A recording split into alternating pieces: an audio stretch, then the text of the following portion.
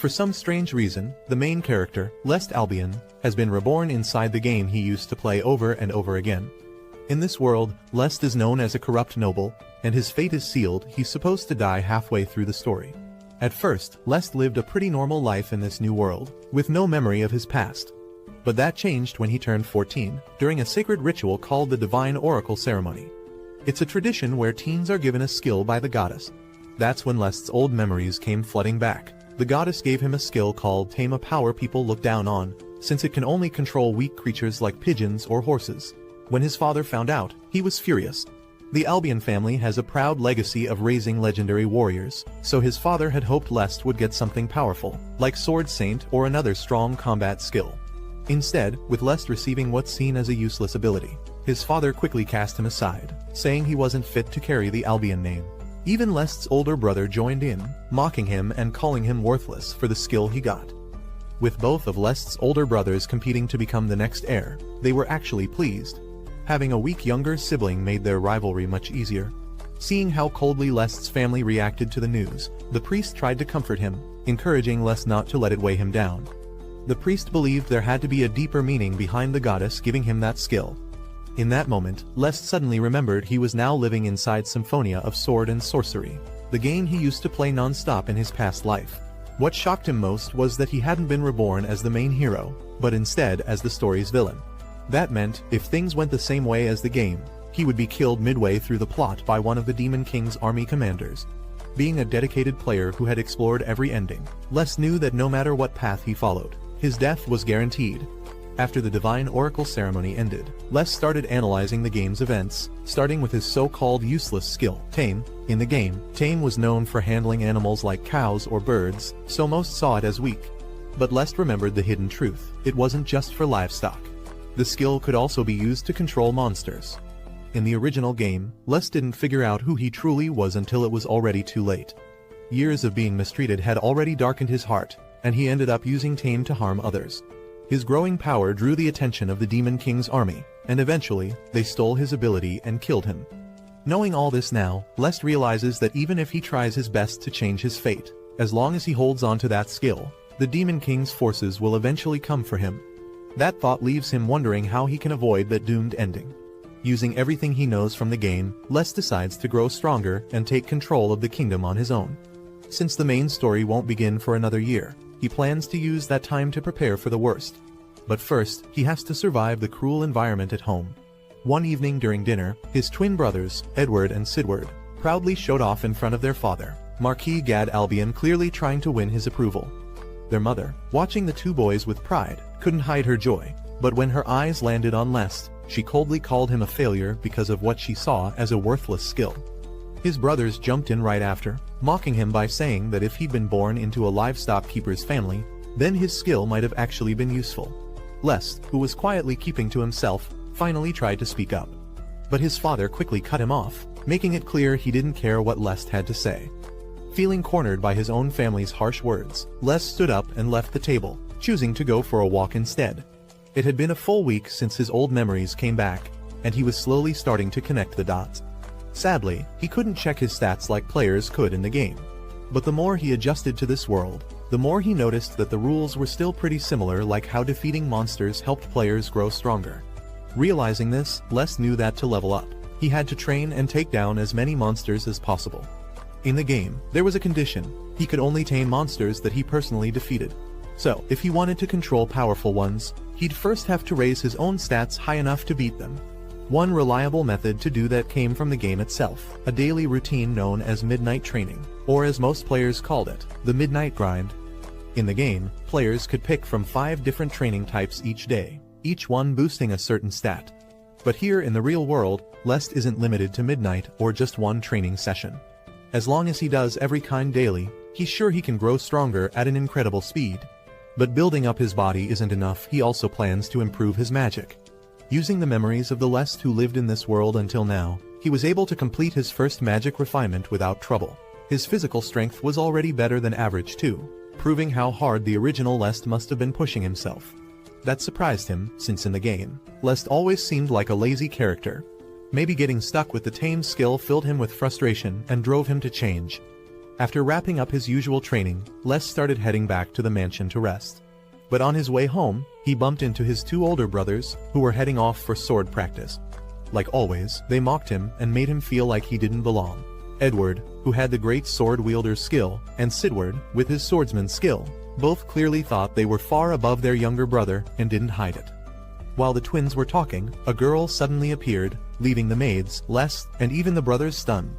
Out of nowhere, she had dragged a massive earth dragon into the field, and casually told the twins that she had taken it down herself on her way there. Her name was Elna Lebrizel, and she was the personal trainer of Les's brothers. Even though she was just 18, she already held the title of S-rank adventurer, and was known across the land as a genius with the sword. But strangely, Les didn't remember her from the game at all. He only knew about her through the memories of the Les who had grown up in this world. While S-rank adventurers weren't rare in the game, seeing one in real life felt intense and hard to believe. Watching Elna in action, Les felt a wave of envy and disappointment, wishing he could be trained by someone like her too. 2 hours later, in the Albion family's massive training hall, Elna was putting the twins through a brutal session. Les quietly hid and watched, eager to see more of her skill. Just like he thought, she was insanely strong. What shocked him most was how easily she handled both brothers, even though they had powerful sword-based skills. She treated them like little kids, and in the end, they gave up from sheer exhaustion. Watching all of this, Les knew that while training could raise his stats, it wouldn't teach him real combat techniques. And since Elna only came to the Albion estate once a month for sword training, he couldn't afford to waste the opportunity. He had to ask her to train him too. But before he could even approach her, Elna had already noticed him. Without him realizing, she moved behind him like a shadow. Surprised, Les quickly introduced himself, and Elna immediately recognized who he was. After witnessing how she pushed his brothers so hard, Les, though a bit nervous, gathered the courage to say he wanted to become strong too, and asked her to teach him how to wield a sword. Still, he felt the need to explain that Tame wasn't really meant for fighting, which was probably why he hadn't been picked for her training. Elna agreed, saying that without a sword-type skill, there was no way he could survive her intense routine anyway. But Les didn't back down. The determination in his eyes made it clear he truly wanted to grow. Seeing that, Elna had no choice but to give him a chance. In the blink of an eye, she tossed him a wooden sword ready to test what he could do. Elna wanted to see if Les was even worth her time, and to prove himself, he had to fight using his own strength. Her movements were quick like lightning, and every blow she delivered was heavy, showing just how far above him she really was. Even though it was clear she was holding back, Les knew that if he let his guard down even for a second, he'd be knocked out cold.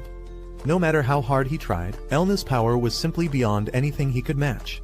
They had been fighting for over 10 minutes, and Les's legs were barely keeping him upright. Seeing how drained he was, Elna finally decided to end the match. Right away, Les asked her for feedback. Elna didn't hold back. She told him he still had a long way to go. His body just barely met the minimum standards, and when it came to sword fighting, he was basically starting from scratch.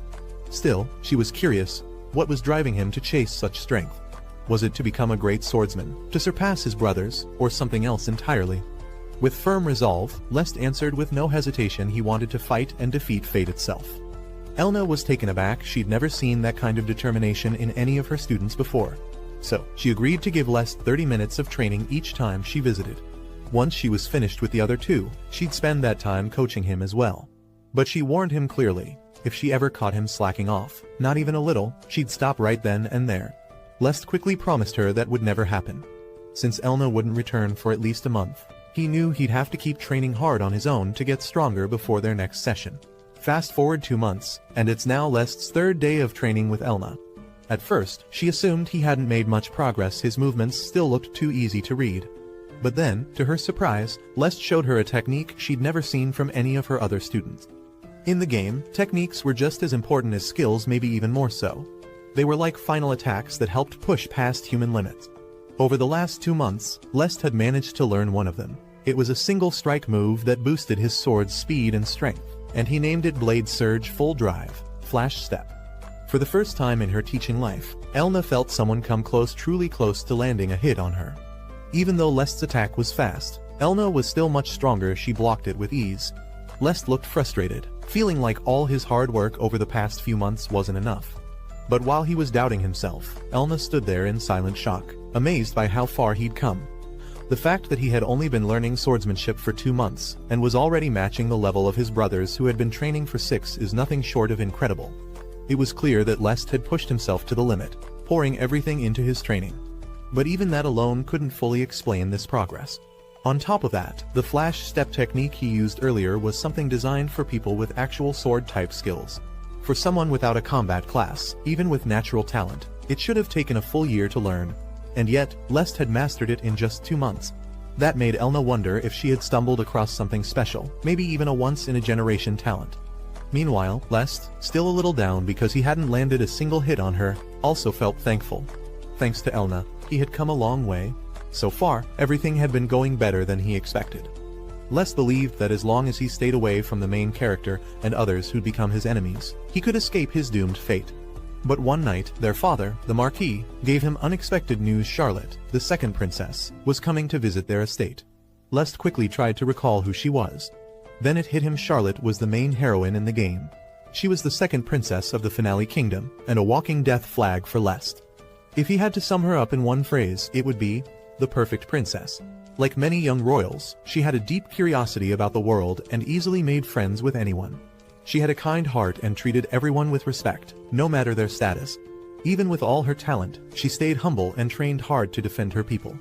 But it was exactly because of her strong sense of justice that she couldn't overlook the things Lest did in the original story. When Lest lost control of his power and hurt others, Charlotte joined the hero to stop him. That battle led to Lest's death cut down by a high-ranking Demon Lord commander. According to the game's original story, there shouldn't have been any interaction between Lest and Charlotte at this stage. So, he couldn't help but wonder why had the plot suddenly changed. As it turns out, Elna also served as the sword instructor for the royal family, and she happened to mention a talented young swordsman from the Albion household to her highness. Curious and impressed, Charlotte decided to meet this person herself. Believing it must be one of the twins, the Marquis and his wife were thrilled, thinking their sons had caught the princess's eye. But what they didn't realize was that Charlotte was actually interested in Lest. Realizing his actions may have shifted the game's storyline, Lest quickly tried to figure out a way to correct it. 2 weeks later, the day of Charlotte's official visit finally came. Lest and his brothers waited together to greet her. But the twins, full of confidence, told Lest to stay out of their way, certain the princess had come to see them. Lest didn't argue, he simply stepped aside and left. While his brothers tried to impress Charlotte, Lest decided to make use of the free time by heading out to hunt monsters. The Arst Forest, a wild monster zone, stretched across Albion land and was perfect for training. The Albion family has strict rules. No one is allowed to enter the Arst Forest until they're officially enrolled in the Royal Academy. Not wanting to draw too much attention just yet, Lest decided to hold off on his plan for now. Meanwhile, back at the mansion, the princess had finally arrived, and the twins, along with the Marquis, were having a tea party with her. The twins were captivated not only by Charlotte's beauty, but also by her special skill, Holy Sword Princess.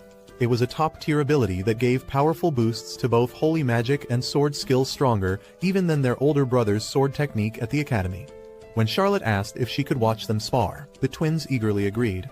But to their surprise, Charlotte didn't seem all that impressed. Their techniques weren't bad, but they weren't anything special to her. Realizing this, the twins quickly panicked and tried to come up with a way to win back her interest. Without thinking about the risks, they made a reckless decision. They would show her real combat by fighting monsters in the Arst Forest. Hearing this, Charlotte was visibly shocked. From what she had seen, their skills didn't seem strong enough for a dangerous place like that. Still full of overconfidence, the boys quickly reassured the princess that they could handle it. Charlotte hesitated, unsure whether she should allow them to go. But with the twins sounding so certain, she felt she had no choice but to follow along and see for herself. A short while later, the twins, Princess Charlotte, and her personal aide stepped into the forest. Fear showed clearly in Charlotte's eyes, and she even began to sweat slightly. Even though it was still daytime, the forest was dim and eerie, but despite the atmosphere, the boys smiled and told her not to worry, they had everything under control. While they explored, Charlotte suddenly remembered that the twins had another sibling who was in the same school year as her. Curious, she asked where Lest was. The brothers exchanged a quick look and gave her an awkward smile. Then they lied, telling her that Lest had gone off on his own somewhere. They figured Charlotte wouldn't be interested in meeting someone with a skill as weak as Tame. But just as they were talking, a Grey Wolf, an E-rank monster, leapt out from the shadows and launched a surprise attack on the group. Luckily, the twins were quick to react and took down the threat without much trouble. But even with that small victory, it was becoming clear to Princess Charlotte that the twins' skills weren't as impressive as she'd expected. At the same time, Estella, Charlotte's personal assistant, sensed something off. Her expression changed, and she quietly suggested that they should leave the forest right away. Puzzled, Charlotte asked why. Estella explained that she felt something dangerous was closing in and didn't think it was safe to stay any longer. Still desperate to prove themselves, the twins insisted they remain.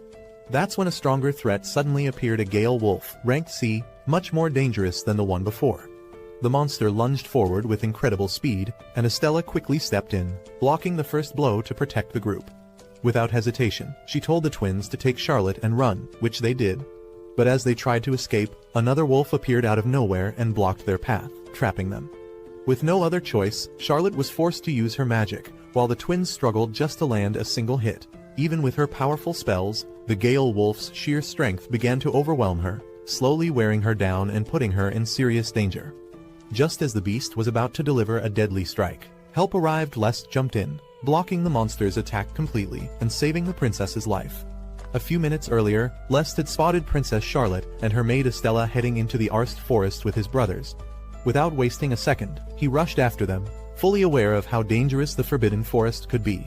Realizing that his brothers were likely doing all this to impress the princess, Lest didn't even pause. He sprinted as fast as he could, determined to reach them in time.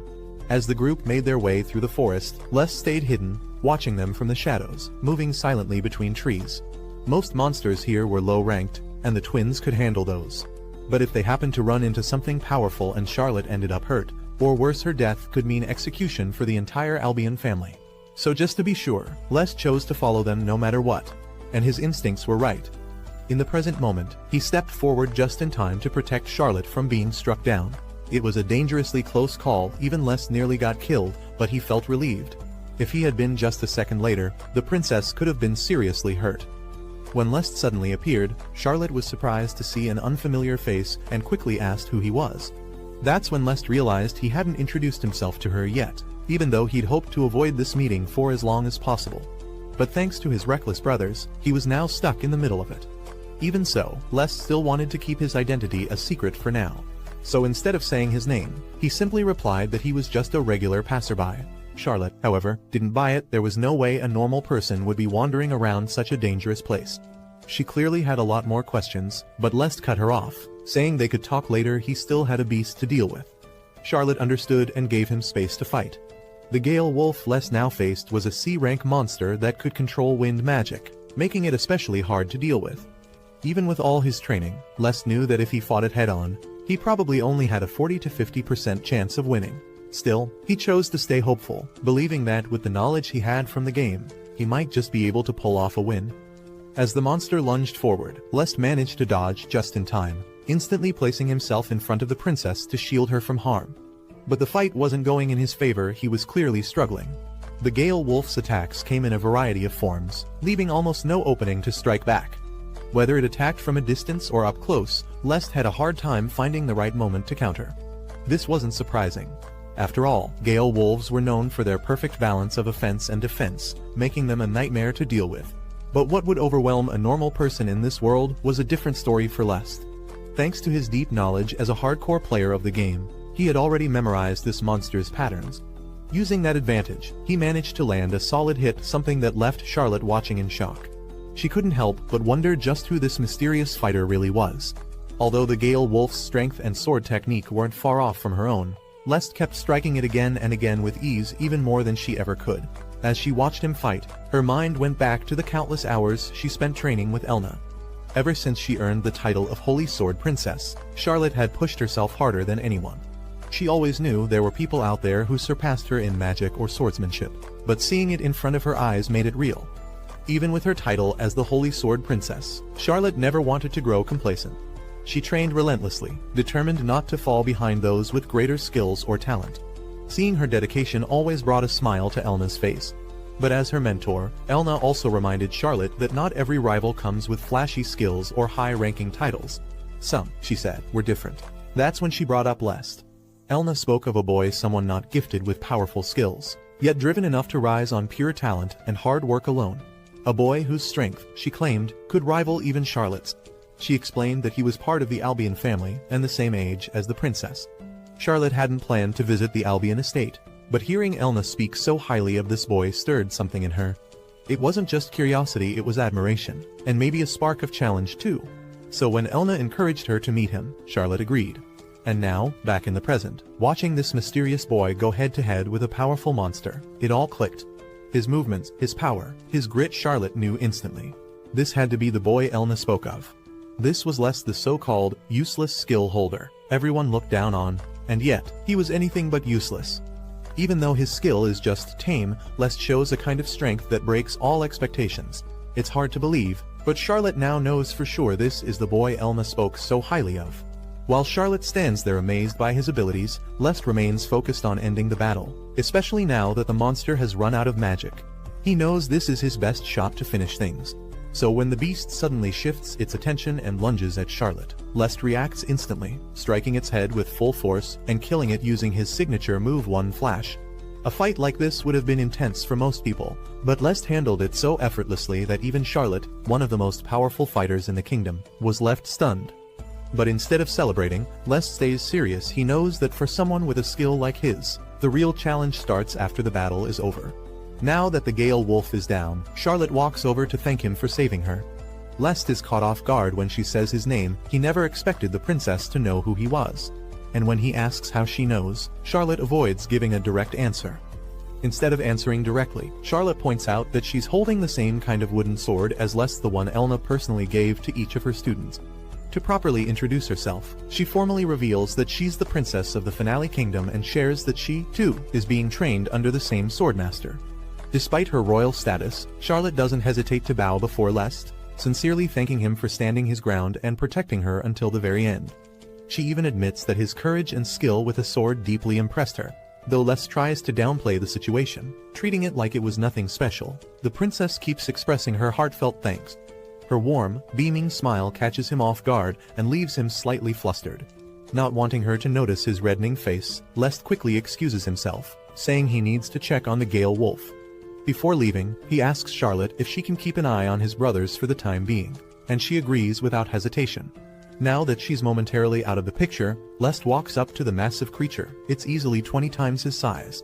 Since everything has gone according to plan so far, all that remains is to find out whether this beast is willing to become his companion. As Lest glanced at his status panel, he was taken aback to see that the Gale Wolf had not only acknowledged his strength, but had also expressed a willingness to serve him. So when the system prompted him to confirm the taming, Lest didn't hesitate. He instantly hit yes. Thrilled by the fact that this was the first monster he'd ever tamed, Lest gently ran his hand through its fur, feeling a strange connection form between them. Moments later, the system confirmed. The taming was successful, and a portion of the beast's power had now been transferred to him.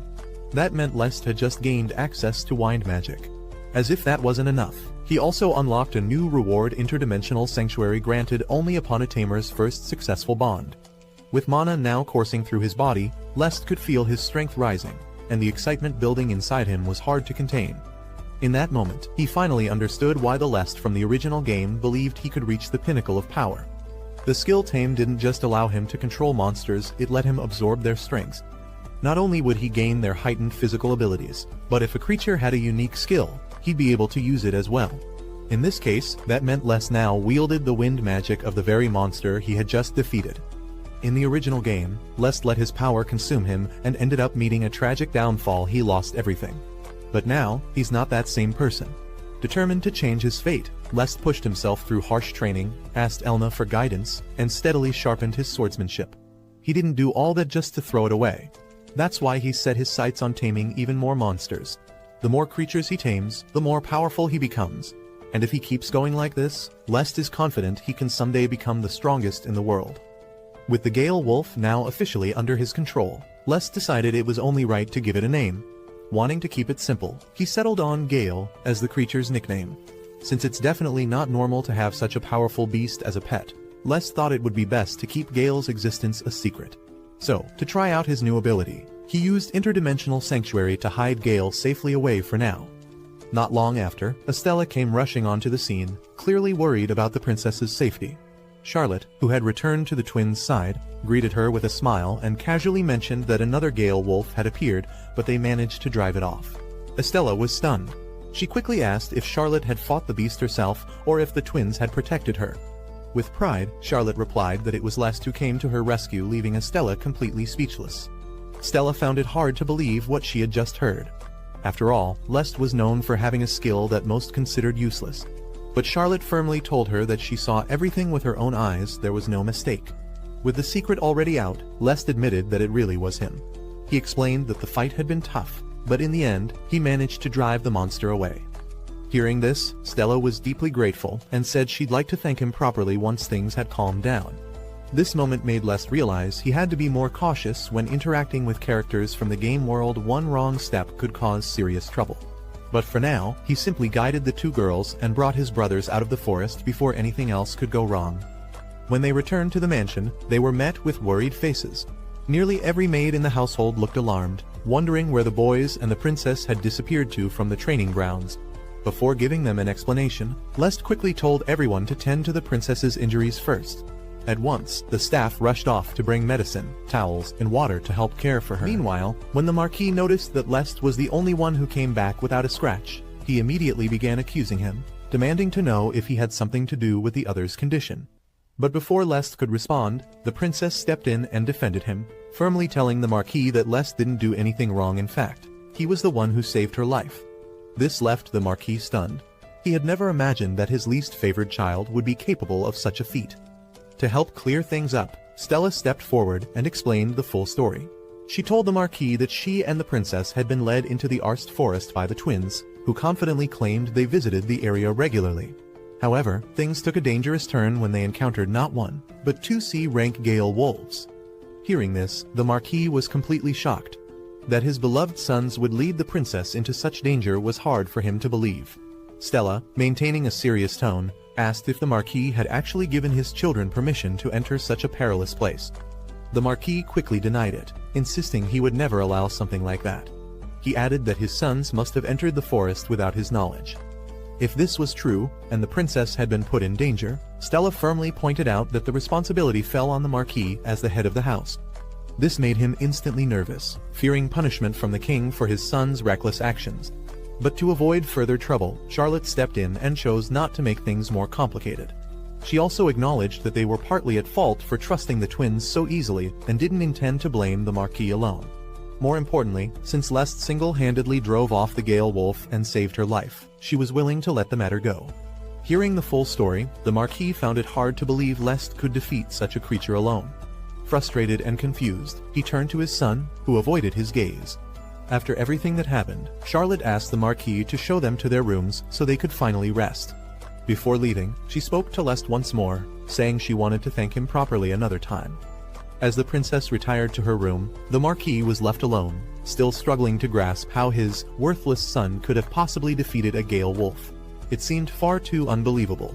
Meanwhile, Charlotte and her companion stayed the night at the mansion. That same night, Lest, unable to sleep, found himself replaying the day's events over and over in his head. Eventually, he decided to go outside for some late-night training. But on his way out, he unexpectedly ran into Charlotte, who looked stunning in a white nightgown. Seeing Lest made Charlotte light up with joy, and now that they were finally alone, she took the chance to speak with him. Once again, she sincerely thanked him, admitting that had he not rushed over, she likely would have lost her life. Lest gently told her to raise her head, saying it wasn't right for a princess to bow to someone like him. He simply expressed his relief that she was safe, a gesture that left Charlotte deeply moved. She then shared how impressed she was that he managed to fend off the Gale wolf alone. His swordsmanship had left a lasting impression, and Charlotte concluded that Lest's incredible strength came not from his skill, but from who he truly was. The two began trading compliments, and before long, both of them were blushing from the unexpected praise. But behind the playful tone, Charlotte opened up to Lest, admitting that the whole experience had shown her she still had much to learn. Having made up her mind, she suddenly asked Lest something. Her cheeks reddened, and the way she smiled made Lest's heart race. Then, she asked him to be her sword friend. Lest looked confused, so Charlotte explained she wanted someone who shared her passion for swordsmanship and had the same goals. Still unsure how to respond, Lest gave a slightly awkward reaction. To make it even more surprising, Charlotte added that she hoped to make him her rival, someone she could compete with to grow stronger together. But her cheerful tone faded for a moment as she admitted something deeper. Her training had felt stuck for a while. Up until now, her only goal was to catch up to Lady Elna. But Elna was too far ahead, always out of reach. No matter how hard Charlotte tried, she couldn't even see her back. But Lest, who was the same age and always just one step ahead, felt within reach. With him, she saw a real chance to push herself and grow stronger side by side. Charlotte felt sure that with Lest by her side, she'd definitely grow stronger. That's why, with him as her partner, she believed she could keep improving. Meanwhile, Lest found himself caught in doubt, unsure if he should accept her request. Ever since he remembered his past life, he had promised himself not to get too involved with the game's main characters. But no matter what he did, fate kept pushing him toward them. Eventually, he gave in, especially since Charlotte was so persistent. And honestly, could he really say no to a princess? Once he finally agreed, Charlotte lit up with joy, clearly happy to become friends with him. Surprisingly, Lest also felt a bit excited about it, even though it wasn't something he ever thought would happen. Since they were now sword partners, Charlotte suddenly had a wild idea. She asked Lest to call her by her nickname, Chero. This left Lest totally stunned. To him, it felt way too casual, especially with how different their social ranks were. Charlotte didn't hesitate to scold Lest, firmly saying that she doesn't care what others think. If she says something is fine, then that's all that matters. Thinking back, Lest realized that Charlotte had always been this stubborn in the game. Once she made a decision, she never backed down. So with no room to argue, Lest gave in and agreed to speak more casually, just as she wanted. And just like that, the very person Lest had tried to avoid all this time had now become someone close. Still, he couldn't help but wonder, will this new connection help him, or just bring more problems his way? The next morning, it was finally time for Charlotte to return to the palace. Before leaving, she made sure to personally say goodbye to everyone in the mansion. As the carriage rolled off toward the royal capital, the Marquis couldn't help but feel irritated that of all people, it was Lest who caught the princess's attention. Making things worse, he lashed out at his twin sons for nearly dragging the Albion family into trouble. However, their mother quickly stepped in, reminding the Marquis that while their actions had put Charlotte at risk, they were only following his orders to win the princess's favor. But the Marquis just couldn't wrap his head around it or accept it. And to make things worse, because of his twin sons, the princess had taken interest in their so-called useless son, Lest. Hearing all this made Lest feel uneasy and annoyed. He never thought his family would make such a fuss about something like this. At the same time, the twins began defending themselves. They told their father that the only reason Her Highness showed interest in Lest was because she had been misled. They refused to believe Lest had taken down a Gale wolf alone. But since the princess clearly said she saw it with her own eyes, the Marquis had no choice but to hold back his doubts. Still wanting to shift the spotlight, the twins then claimed that they had already injured the Gale wolf before losing consciousness, trying to make it look like Lest just finished it off. They also accused him of using the confusion to trick the princess, calling it an unforgivable act. And since the Marquis still didn't want to accept the truth, he forced himself to believe their claim, even though it made no real sense, leaving Lest staring at them in silence, full of anger and disappointment. In the back of Lest's mind, he knew Edward and the others had attacked the Gale wolf, but their strikes had no real weight and didn't deal any damage. Lest was certain that it was his own efforts that led to the wolf's defeat, and this time, he wasn't going to let his brothers steal the credit. Still, the Marquis wouldn't even give him a chance to speak and just told him to stop talking nonsense. But Lest wasn't about to let his family trample over him again. His determination to prove the truth shocked his father, who had never seen him so serious before. So, to test if Lest really was strong enough to take down the Gale wolf, the Marquis ordered him to face both Edward and Sidward at once and beat them to prove his claim. Since neither of the twins had managed to defeat the wolf before, it only made sense that if Lest was telling the truth, beating both should be easy. Upon hearing this, the twins grew excited. They were confident they could crush their brother quickly.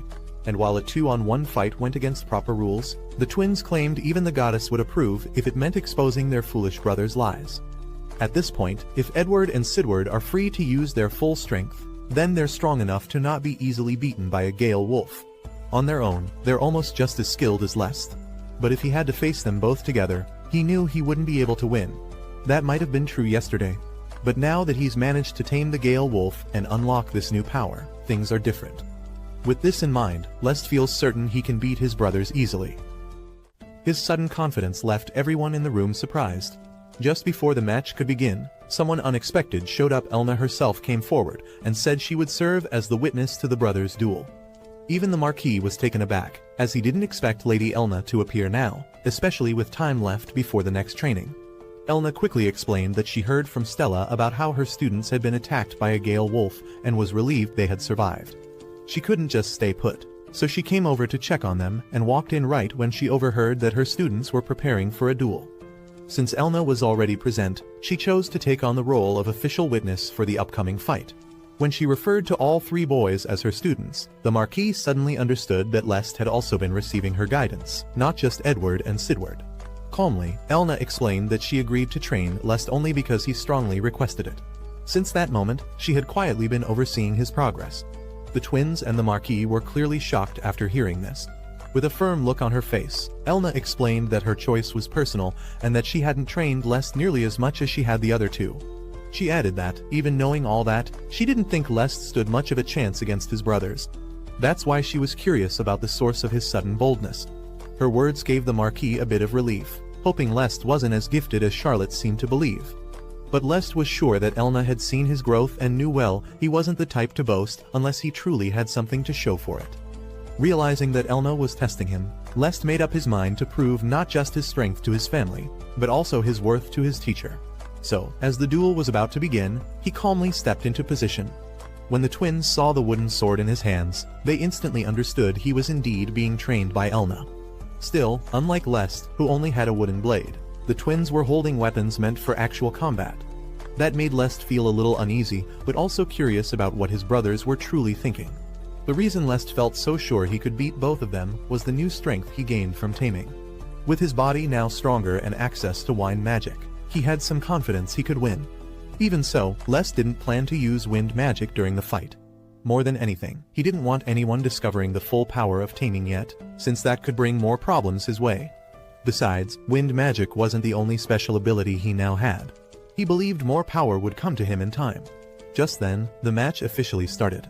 Wasting no time, the twins rushed in to attack, thinking they could take down Lest without much effort. There's no denying that Edward and Sidward were both fast and strong, but Lest's speed and reflexes had improved just as much. The twins were stunned. This was the first time they saw their younger brother move like this. They didn't expect Lest to block all of their attacks so easily. Realizing that they couldn't beat him one-on-one, the two started to work together more seriously. When one of them spotted an opening, Edward quickly tried to end the fight with a single, powerful blow. He thought Lest wouldn't be able to stop a steel greatsword using just a wooden one. But instead of panicking, Lest saw this as the perfect moment to use his secret move, Magic Infusion. Because of this skill, he managed to block the heavy strike. Edward was stunned. He couldn't believe what had just happened and immediately asked Lest what he did. Without hesitation, Lest answered honestly. He explained that it was a special technique known as Magic Infusion, an advanced type of mana control. By filling the smallest gaps in an object with magic, its durability increases a lot. But for someone like Edward, who only knew how to swing a sword without thinking, the concept probably sounded confusing. Hearing Lest talk like that made Edward furious. In the game Lest played in his past life, Magic Infusion was a top-tier skill mainly used by frontline fighters. It was known for being both strong and flexible, but also very hard to learn. To pull it off, a person needed not just a huge amount of magic power, but also sharp control over it. After spending every day training his magic since he got his memories back, Lest had finally gotten a good grip on the technique. And because taming the Gale Wolf gave his magic reserves a serious boost, he could now use it for real in battle. Along with that, taming also granted him another useful skill by letting magic flow through his entire body. He could level up his physical power even more. Now, Lest could activate both body strengthening and magic infusion at the same time. This gave him an edge in both raw strength and how well his weapon worked. His twin brothers couldn't believe what they were seeing. The same little brother they always ignored and made fun of was suddenly stronger than the both of them. After going all out for several minutes, Edward and Sidward were already breathing hard. Nothing they tried had worked. Now out of ideas and nearly out of energy, they were left wondering what to do next. But since they had already taken their best shot, it was finally time for Lest to show what he could really do. Without wasting any time, Lest launched his counterattack with full confidence. He even wore a small smile as he swung his wooden sword, surprising his brothers with every clean hit. When they thought they had found a gap to strike back, Lest easily avoided it, calling their move too predictable. Since their stance left them wide open, Lest didn't struggle at all to land a strong blow. As the match dragged on, the Marquis stood frozen, watching with disbelief. He couldn't understand how Lest, who only had the tame ability, was now fighting like this. Even their mother sat quietly, stunned and unable to accept what she was seeing. Elna, on the other hand, carefully studied every movement. She noticed that Lest's growth had already been incredible before, but the way he had improved just in the last month was simply unheard of. It was almost like something was hidden inside him, something even she couldn't fully grasp. Still, Elna knew Edward and Sidward hadn't yet shown all their cards either. Powerful skills, when used right, can easily crush the hard work of someone without them. If Lest couldn't find a way to overcome that gap, then this would be the limit of how far he could go. In this duel, Lest knows he has only two ways to win: either knock his opponents out cold or force them to give up. Between the two, knocking them out seems easier, but even if he wins with one clean strike, he suspects they'll still come up with ridiculous excuses later, just like they did with the Gale Wolf. So this time, Lest decides he has to make the difference between them so clear that no one can argue. As the battle heats up, Lest senses the tension rising. His brothers are growing more annoyed, shouting at him not to take them lightly. They keep throwing out excuses, saying they've just been going easy so far and that once they show their secret moves, he won't stand a chance. Soon after, the twins each reveal their unique skills, rockfall and high-speed dance. But Lest already saw this coming. He knows that just like him, they also have skills built around the weapons they use. Though Lest does have a counter skill called Flash Strike, it's pretty basic and not as strong or fast as their techniques. Right now, he clearly sees it. If things keep going like this, his brothers will overpower him with ease. It's a painful reminder of how huge the gap is between those trained for battle and someone like him without any flashy combat skills. Even though Lest didn't really want to reveal his other trump card just yet, he realized he had no choice. So, staying fully focused, he activated a special wind magic skill that wrapped his blade with wind vibrating at an ultra-fast pace. This powerful technique, which mimics an extremely sharp edge, is called Matoi Kazutachi. With just one swing, Lest effortlessly sliced through his brother's weapon, leaving both his father and mother completely stunned. Seeing this, Edward and Sidward backed off in fear, shaken by what they had just witnessed. And with both of them surrendering, Elna calmly declared Lest as the winner of the duel. Their mother stood there in disbelief, unable to accept that a concubine's child like Lest had defeated her sons. Meanwhile, the Marquis stormed out in anger, unable to contain his frustration. The twins quickly followed after him, seemingly desperate to explain themselves. Once everyone else had gone, Elna approached Lest and praised him for what he accomplished. It's not that she ever doubted he'd beaten the Gale Wolf, but the way he handled the fight today had genuinely caught her off guard. Lest simply said he was glad he didn't embarrass himself in front of her as her student. But since Edward and Sidward were also her pupils, Elna couldn't help but laugh at his comment. Even so, Elna still hoped that this experience would push the twins to take their training more seriously. No matter how the match ended, she felt genuinely proud of Lest. Now that the duel was settled, she told Lest she had a few questions about the techniques he used, which instantly made him a bit anxious. But to his relief, she said she wouldn't press him too hard, though there was still one thing she wanted to ask. Just before Edward and Sidward unleashed their special moves, Elna had noticed a brief hesitation in Lest's stance. She asked if he had been thinking of using a different strategy instead of breaking their weapons.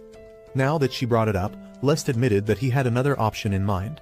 He could have avoided using Matoi Kazutachi and instead tried to redirect the path of their attacks with his wooden sword.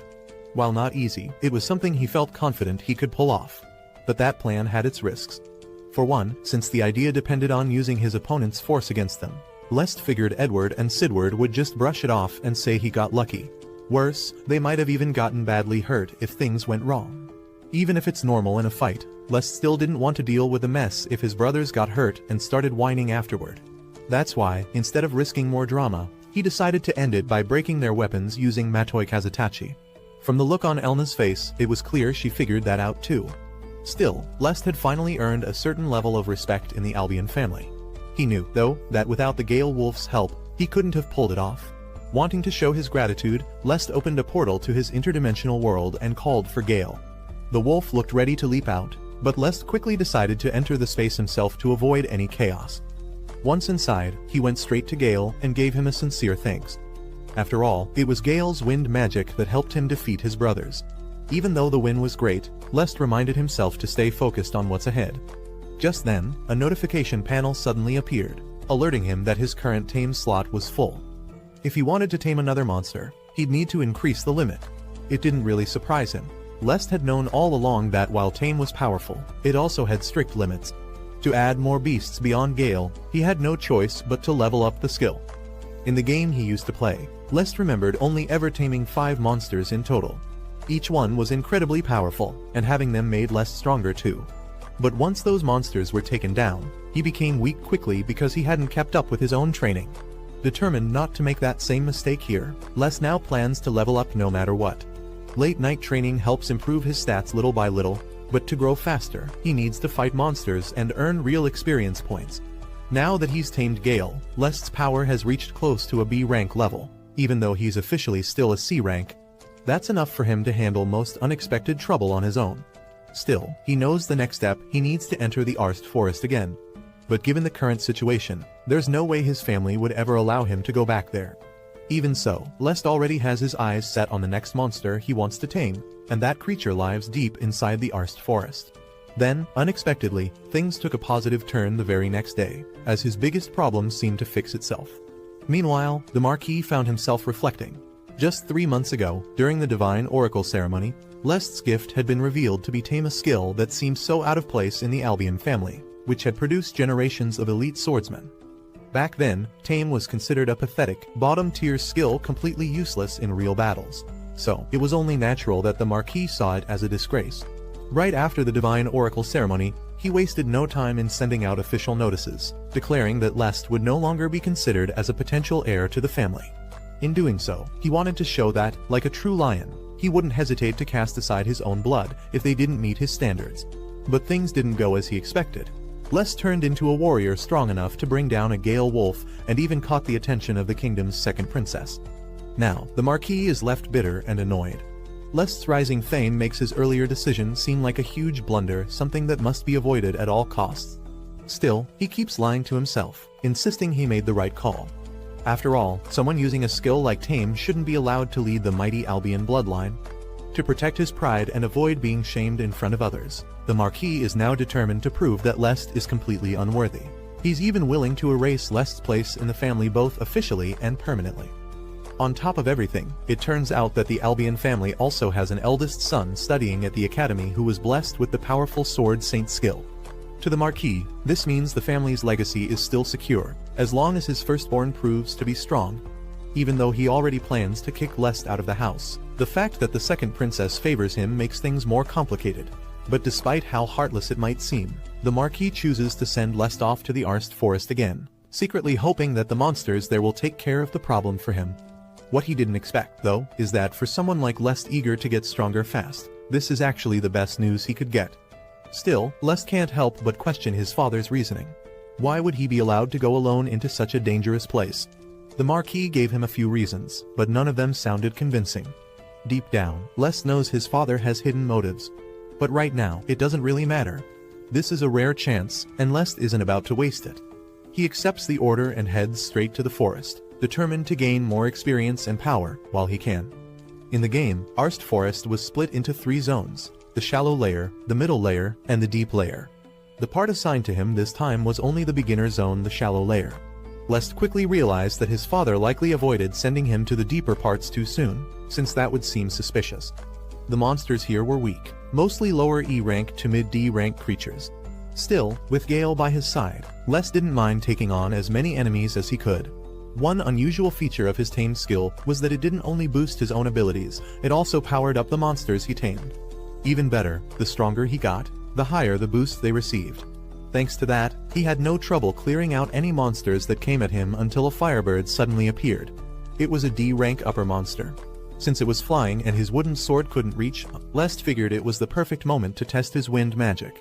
Luckily, he handled it just as easily as he would with a sword, and defeated it quickly. As he leveled up, he felt a strange rush throughout his body. It was like his limbs had become lighter, something he hadn't even felt after fighting the Gale wolf just the other day. Interestingly, whenever Gale defeated a monster, the experience points would also go to Lest. Because of that, his level steadily increased without slowing down. At the same time, he kept practicing his wind magic, something hard to train at the mansion. As a result, Lest was getting stronger at an incredible rate. A full week had passed since he started the mission in the Arst Forest. Occasionally, tough monsters like the Gale wolf would show up, but he and Gale kept beating them so often that the enemies didn't pose a challenge anymore. If he wanted to keep leveling up, Lest figured he'd need to explore the deeper zones. But since he didn't have his father's permission, he began wondering if he should sneak in without saying anything. However, that same evening when he got home, his father suddenly told him that starting the next day, he'd be sent to investigate the deeper areas. Lest was stunned, since he hadn't expected his father to give such an order. Deep down, he suspected his father had grown impatient after seeing how easily he was handling the shallow layers.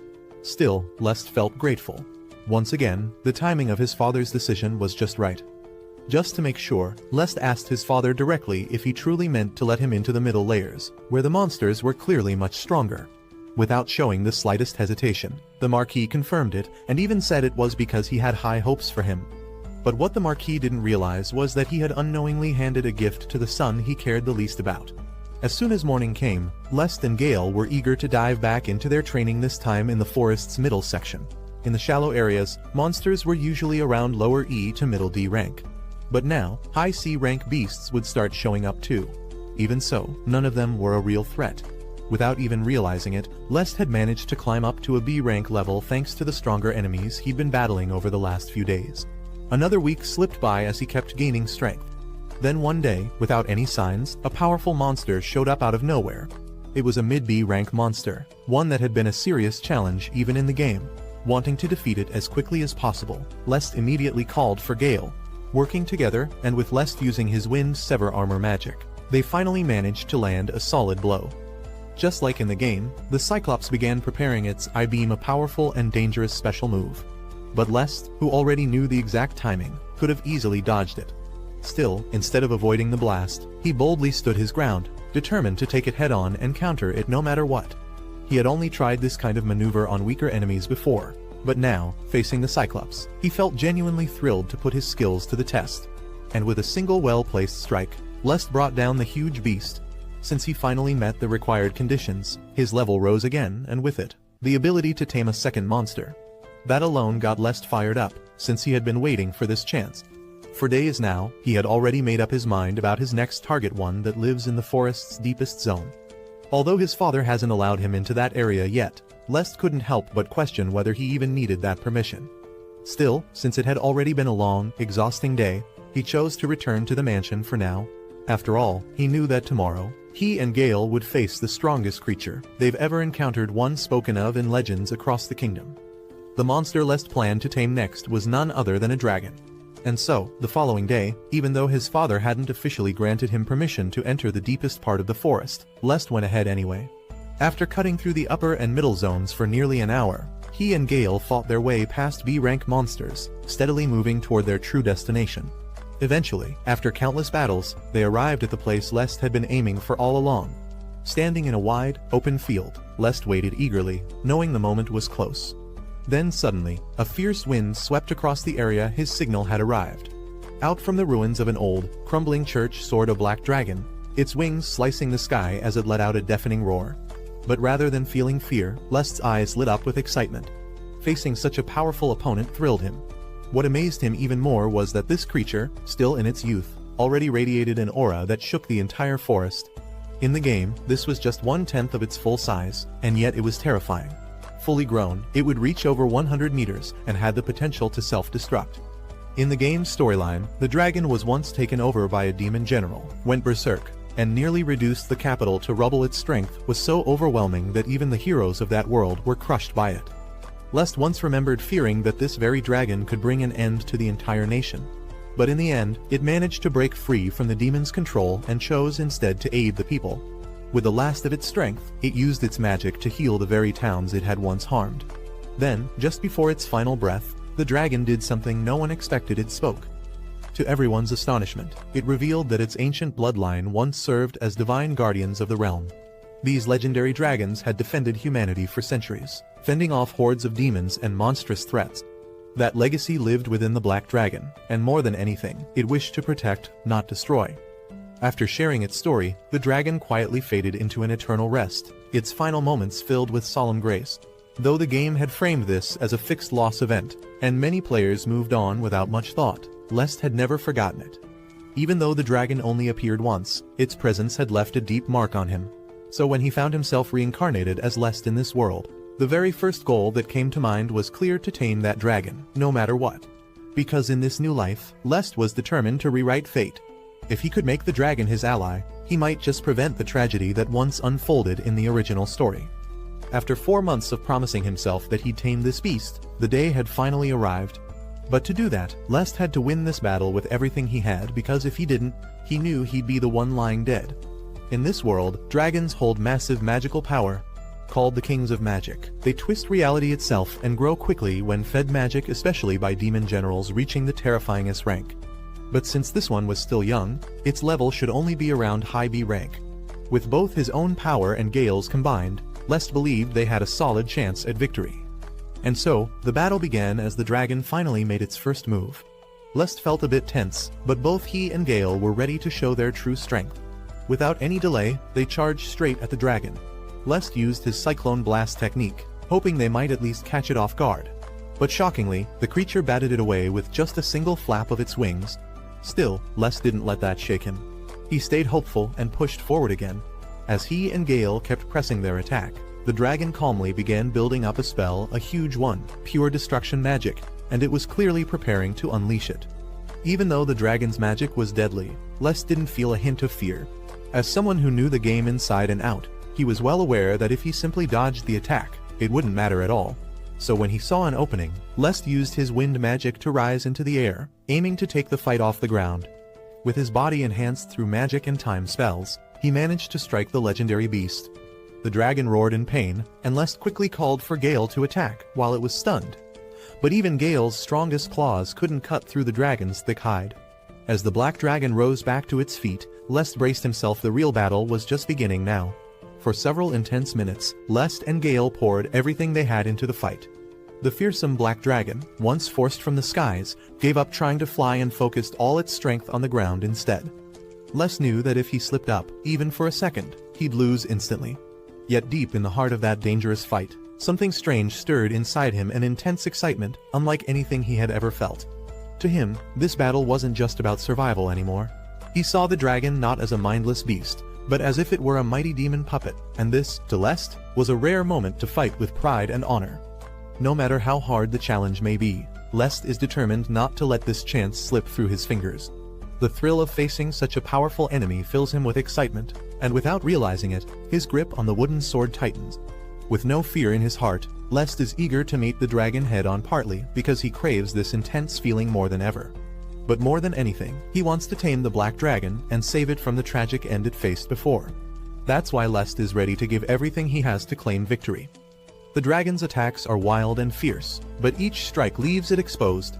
Because of that, dodging its blows isn't too difficult for Lest and Gale. Yet, something feels strange.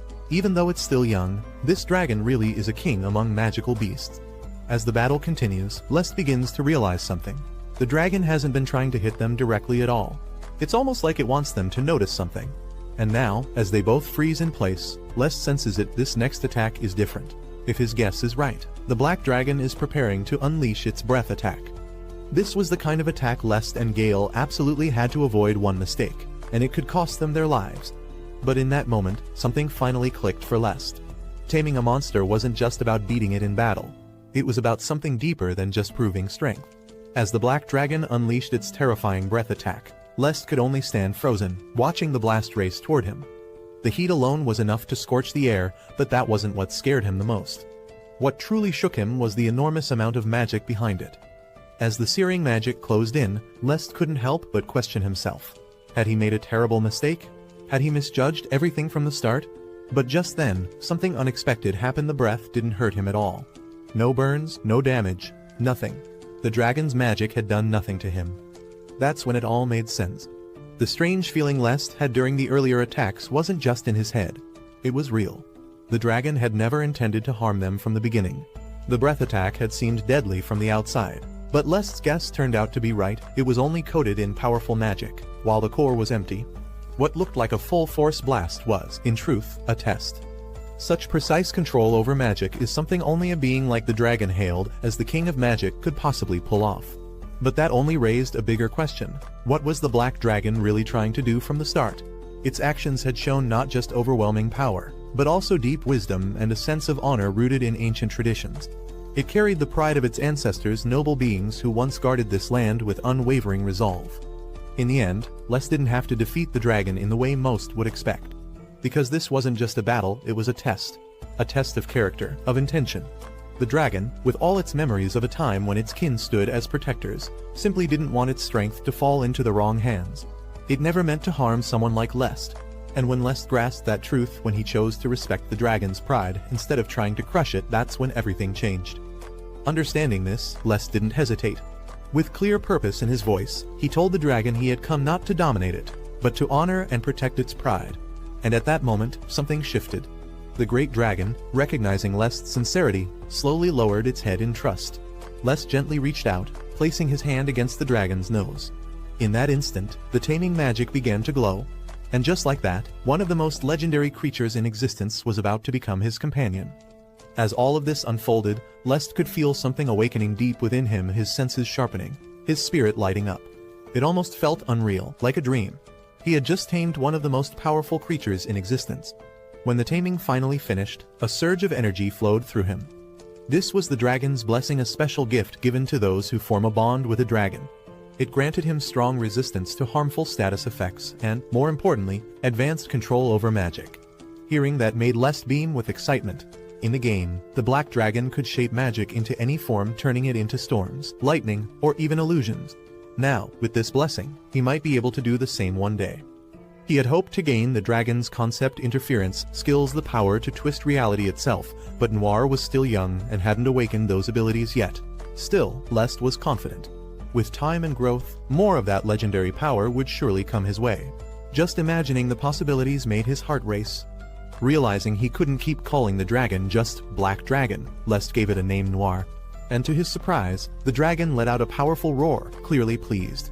Even Gale, usually so calm, was moved to tears by the moment. Now that Lest had not one, but two of the most powerful creatures at his side, he couldn't help but look ahead with excitement.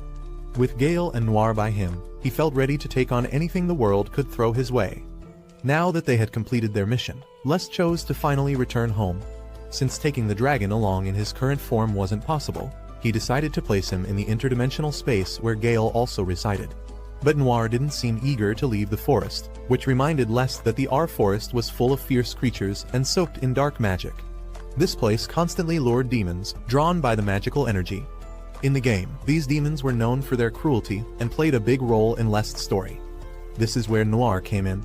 Back then, he was the one who purified the forest's corruption and stopped the summoning of more demons. Noir had silently protected the people for so long, and now Lest understood why he couldn't just leave. So, Lest agreed to let him stay. Still, he asked Noir that if one day he needed help, he hoped the dragon would lend his power.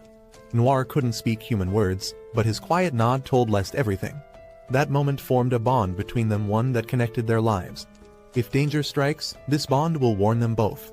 When that day comes, Lest is sure they'll fight side by side once again. Watching Noir soar back to his den, Lest suddenly felt his motivation drop. Still, he knew that once he tamed a few more creatures, he'd unlock summon and beast mechanics just like in the game. On their way home, he couldn't help but feel proud of himself and Gale for taming Noir. Not only did this earn him a major stat boost, but the dragon's blessing also added to his strength. On top of that, Lest had also gotten his hands on a shrink spell. Curious to try it, he tested it on Gale, and the outcome was unexpectedly adorable. With Gale now small enough to stay in the mansion, things seemed perfect. But just as they were testing the spell, a wild monster came charging toward Lest. Without warning, he was back to fending off monsters non-stop. This time, though, it wasn't just any beast. From the looks of it, this monster's power rivaled Noir's. What made it worse was its nearly unbreakable physical defense. For someone like Lest who still wielded a wooden sword, this was one of the worst kinds of opponents. He didn't want to keep fighting anymore, but there was no way to run from something this fast. Like it or not, Lest had no option left but to face it head-on. At the same time, Gale jumped in and supported his master with his own techniques. Judging by how it reacted, the monster clearly didn't handle magic very well. So, while they kept firing off intermediate spells, Lest tried to close the gap and land a blow, convinced he could deal some real damage. To his surprise, his magic felt smoother than ever, most likely thanks to the dragon's blessing. With that power backing him up, he believed he could pull it off without much trouble. Though the move was still unfamiliar, Lest performed far better than expected. In one clean strike, he landed a fatal blow, piercing straight through the creature's stomach. Both he and Gale were stunned. Neither had expected such a result. That was when Lest truly understood something important. With the sword techniques he learned from Elna, combined with the power gained from taming Gale and Noir, he now had the tools to climb to the top. If he could continue to master both magic and swordplay, then becoming the strongest warrior alive might not be just a dream. All that remained was to move forward with no hesitation. A royal visit took place at the manor, with the guests warmly received despite the sudden arrival. Formal greetings and reassurances were exchanged, and the Lord presented a ceremonial gift in welcome. Princess Charlotte, the second princess, had come to the Albion estate to fulfill her earlier promise of sword training, beginning her visit in earnest. Princess Charlotte visited specifically for this training with Lest. Though others tried to win her attention, she put their efforts aside and chose to keep her commitment to him. Lest guided her toward the large training hall, setting the stage for their practice, a sign of the closeness between them that went beyond formalities. While they prepared, Charlotte recalled what Elna had told her about Lest's duel against Edward and his partner. Deeply impressed, she openly praised his ability. Not knowing the unfairness of that fight, and with Lest choosing not to explain, Charlotte confidently declared that she had trained seriously for the last 2 weeks so she could face him properly. Lest welcomed her challenge, and at the maid's signal, the duel commenced. Charlotte struck first, her blade fast and sharp. Lest blocked her strike without effort, noticing the power behind her growing skill. As the match continued, he realized just how much Charlotte had advanced in 2 weeks. Once on par with Edward, she now surpassed him and the others, her growth extraordinary. He realized that her rapid growth reflected the natural talent of the story's main heroine. After a heated exchange, the duel was called to an end. Out of breath, Charlotte admitted her shock at the widening distance between her and Lest.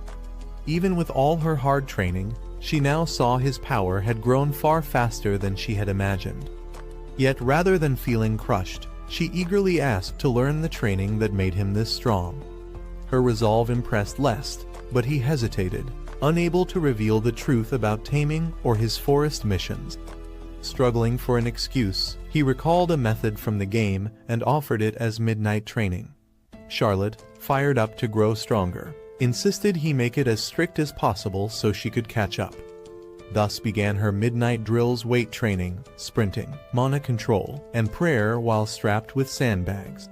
Though grueling, this plan steadily raised her skills, and she pressed on with burning determination. Watching Charlotte endure with sandbags, Estella admired Lest's daily devotion to sword drills. She reminded him that being a referee was part of her duty as Charlotte's maid, but asked him to speak to her more casually, hoping to bridge the gap. Though awkward since she was older, Lest agreed to call her Estelle. Grateful, she smiled warmly at his words. Soon after, Charlotte, still buzzing with energy from training, eagerly asked what she should do next. Since their practice had ended earlier than planned, Lest considered how to use the extra time. He thought about hosting a tea party, but dismissed it to avoid drawing attention. Instead, he suggested they explore the castle town. Charlotte's eyes lit up at the idea, and she quickly agreed. With that, their next outing was set. Together, the three left for the bustling streets of the castle town. When danger appeared, Estelle advised shielding the princess while another fought the monsters. But Charlotte insisted on joining the battle herself. Thinking it safer if everyone fought together, they split into 2 groups, with Lest sticking close to Charlotte to guard her. Estelle supported them firmly from the other side, while Lest and Charlotte rushed forward. Lest cut down enemies in swift strokes, drawing admiration from townsfolk who felt reassured by his strength. After clearing their side, he and Charlotte regrouped with Estelle to press the attack as one. Suddenly, a fang tiger leapt from hiding, startling Charlotte. The beast was as strong as a mid-tier werewolf. Seeing the danger, Lest braced himself to step in. Then, another fang tiger emerged, striking in perfect sync. Lest reacted instantly, swinging his blade with force to drive the beast back and make room. He readied his wind magic, though hesitant to expose the hidden strength he had kept secret. But before he could act, Charlotte suddenly moved ahead, summoning her own magic and leaving him in shock. With fierce resolve, she released a radiant holy arrow, striking the fanged tiger directly and halting its rush with sheer power. Lest was astonished to see how far her control had come in only 2 weeks, far beyond what he had imagined, proving her rare natural gift. Without hesitation, Charlotte unleashed a final holy strike that pierced through the monster, showing her rapid growth and courage in combat. The beast fell, and relief spread among her allies. Together, the group checked their safety while praising the princess's strength. The townsfolk cheered for Lest as their hero, grateful for his aid. Hidden within the crowd, a cloaked stranger observed, suspicious of how someone with the tame skill could wield such strength, suspecting he was hiding his true power. With a smirk, the figure left quietly, planning to investigate. Elsewhere, the Marquis recalled sending Lest into the forest's middle layers, expecting him to fail. Still, Lest returned unharmed each day, raising doubts about how someone with only a useless taming skill could pull off such feats. The Marquis was stunned when news spread that Lest and the princess had defeated the monster in town. Though glad they lived, he grew uneasy, fearing Lest's rising fame might one day expose him if trouble struck. Pressed for time and dreading the boy's growing influence, the Marquis made a choice. He planned to send Lest into the deep layers of the forest, a place so deadly that even a sword saint might perish, hoping this would finally rid him of the boy. Bitter at Lest's survival so far, he swore this time there would be no escape. Yet doubt lingered, pushing him to design a darker scheme, hiring an assassin to strike within the forest's depths, leaving no trace behind. Ranting in anger, he cursed Lest for endangering his position and convinced himself the plan could not fail. But as he plotted, a sudden voice startled him. Someone had entered unseen. A cloaked woman appeared, pointing out the flaw in his plan. Shocked that he had not noticed her, he demanded to know who she was, while she smiled and calmly proposed a new path for his scheme. The cloaked woman stepped closer to the Marquis, her presence pressing down on him until his thoughts blurred.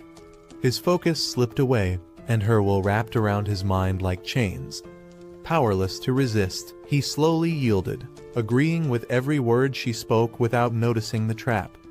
With the Marquis fully under her sway, the woman declared that preparations were complete. She hinted at a hidden truth tied to Lest Albion and claimed she alone would bring it to light, all while keeping the Marquis bound to her command. The following day, Charlotte and her party ended their stay sooner than planned after the monster attack. Fearing the assault had been aimed at her, they chose to return home quickly using the teleportation circle at the church in Albion's castle town. This ancient system, found in major cities, allowed instant travel across long distances but required immense magic, so even royalty seldom used it, showing the weight of the danger. As they prepared to leave, Lest compared the circles to fast travel features in games, usually unlocked only later in the story. Before the spell activated, he encouraged Charlotte, praising how much she and her partner had improved in swordplay and magic. With a bright smile, she vowed to grow even stronger with the training method she had gained.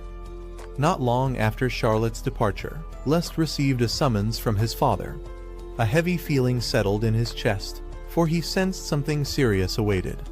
His father ordered him to enter the deepest reaches of Arst Forest alone, a territory infamous for its danger. To Lest, this command was all the proof he needed of the bitter hostility his father harbored. Yet Gad masked his intent with false concern, declaring that Lest would not go unaccompanied. He arranged for a guard to join him, though the gesture only deepened Lest's suspicion. Soon after, a woman named Lav appeared, introducing herself as a B-rank adventurer tasked with serving as his protector. She had been personally appointed by Marquis Albion to accompany Lest. Lav quickly sensed his unease, but he dismissed it with a calm smile, claiming nothing was amiss. His father, cold and unyielding, insisted that Lest accept her aid in the name of safety. Cornered, Lest nodded and agreed to her escort, hiding the doubts that gnawed at him. And so, with Lav beside him, he departed toward the ominous depths of the forest. About an hour had passed since their journey began. Lest and Lav quietly made their way through the middle section of Arst Forest, their steps soft against the fallen leaves. Though the forest was calm, the air around them carried an uneasy stillness. Lest recalled how his father had claimed to hire an adventurer to guard him. And though Lav fit the description perfectly, something about her presence didn't sit right with him. Her movements were too refined, her composure too sharp for a simple escort. In truth, it made no sense for someone of her skill to be sent as his companion. There were only two reasons a person like her would be assigned to this mission, and neither of them involved keeping him safe. As they moved through the dense forest, Lest's mind wouldn't stop racing. His father's sudden kindness in assigning him a guard was suspicious from the very start. He began to think that maybe, just maybe, this whole investigation mission was nothing but a trap. One possible reason, he thought, could be that his father wanted to get rid of him quietly to make his death look like an unfortunate accident during the forest exploration. But another thought crossed his mind: perhaps this woman, Lav, wasn't here to kill him, but to watch him. After all, for someone with only a tame skill to survive in such a dangerous place was unheard of. Maybe his father had started to doubt him and sent Lav to uncover how he was really exploring the forest or what kind of power he was hiding. Lest looked at her carefully from the corner of his eye. Her expression gave away nothing, but something about her movements and the quiet confidence in her steps told him she was no ordinary adventurer. No matter what reason his father gave, one thing was certain: she wasn't just a simple guard. Lest was now sure that Lav had another hidden mission. Seeing her smile, Lest knew he had to be extra careful. He couldn't afford to reveal his true strength or his skills in front of her. Using wind magic would raise questions, and calling out Gale would expose his tame ability completely. For now, he decided to hide every bit of power he had and play the role of a harmless tamer. After all, keeping secrets was the only way to survive this journey. As they continued deeper into the forest, Lav found it strange that they hadn't encountered a single monster yet. For such a dangerous area, this silence was unusual, almost unnatural. She mentioned it aloud, her voice calm but filled with curiosity, wondering why they hadn't run into even one creature despite walking this far. Lest, however, already had a clear plan in mind. Keeping a composed tone, he replied that he was deliberately avoiding battles whenever possible. He explained that his father had only ordered him to investigate the forest, not to fight recklessly. Since there was no reason to risk their lives unnecessarily, he was moving forward with full caution, staying alert to avoid monsters at all costs. Hearing his calm and thoughtful answer, Lav smiled gently. "I see," she said, impressed by how logical and wise his approach was. Her eyes sparkled with mild admiration as she praised him, saying that his careful judgment was just what she'd expect from someone like Lest. Meanwhile, Lest stayed silent, his eyes fixed ahead. Though her tone was friendly, he couldn't shake off his suspicions, wondering whether her words were genuine or part of a facade meant to lower his guard. Just then, Lav's expression turned serious. She raised her staff slightly, her senses sharpening. "The flow of magic around us has changed," she said, her tone low and cautious. Lest immediately stopped as well, realizing that they had finally crossed into the deeper zone of the forest, a place where far stronger monsters resided. "From here on," Lav added softly, a hint of tension in her voice, "we're entering the heart of the forest." Lest nodded quietly. "Yes, I can feel it too," he replied. The air had grown heavier, and an unseen pressure now surrounded them, a clear sign that danger was near. The quietness of the deep forest felt almost unnatural. Every sound, even the soft rustle of Lav's footsteps, echoed through the trees. For a moment, it was as if the forest itself was holding its breath. "Strange," Lav whispered, looking around carefully. "We've been walking for quite some time since entering the deeper area, yet not a single monster has shown up." But before she could say more, Lest's expression changed. His instincts screamed danger. He quickly raised his hand and whispered, "Quiet." His sharp tone made Lav freeze instantly. The air had shifted, something was approaching. Peering through the gaps between the trees, Lest spotted several massive shapes moving together. "1, 2, 3, 4, he muttered quietly. There were too many of them. Judging by their size and presence, they were no ordinary monsters. "We can't fight this head-on," he thought, his body tensing. "We need to avoid them at all costs." Just then, one of the monsters stepped into view, an orc general, a mid-B rank beast and one of the most dangerous monsters in the middle layers. Its massive frame gleamed under the faint sunlight, and behind it stood its subordinates, following closely like loyal soldiers. "An orc general?" Lav whispered in disbelief, clutching her staff tightly. "No wonder the forest has been so quiet. This creature commands all the monsters around here." Lest gritted his teeth. Facing a creature of this level was no small matter even for experienced adventurers. One wrong move, and this could easily turn into a fight they wouldn't walk away from. Before they knew it, the forest was filled with growls and heavy footsteps. From behind the trees, several figures emerged, nearly 10 in total. Among them were high orcs and regular orcs, their grotesque faces twisted with rage. Each one wasn't too strong individually, maybe around D to C rank, but their numbers made them a serious threat. Standing at their lead was the orc general, radiating overwhelming bloodlust. Lest exhaled quietly, trying to stay composed. "Even without Gale, I can still fight," he whispered to himself, gripping his wooden sword tightly. But this many at once might be tough, even for me. He knew that if he went all out, he might draw unwanted attention to his power, but at the same time, if he held back, they'd both die here. There was no way out now. "Lav," he called out firmly. "You're a magic user, right? I'll take the front line and pull their attention. While I keep them busy, look for any openings and hit them with magic from the back. Focus on precision aim for their weak points." His eyes were steady, his tone showing not fear, but confidence in his plan. Lav's lips curved into a confident smile. "Understood," she replied, her voice calm yet filled with strength. "I'll strike the moment I find an opening." The forest grew silent for a moment, the calm before the storm. Then, with a deep breath, Les stepped forward, ready to face the oncoming horde head-on. The battle had begun. The orcs let out terrifying roars as they rushed toward Les and Lav, their weapons gleaming under the faint forest light. Dust and leaves swirled as the ground trembled from their stampede. Without hesitation, Les dashed forward to face them, his eyes sharp and focused. His wooden sword gleamed faintly as he deflected one of the orc's heavy blows, his movements quick and precise. Despite being surrounded, Les's calm never faltered.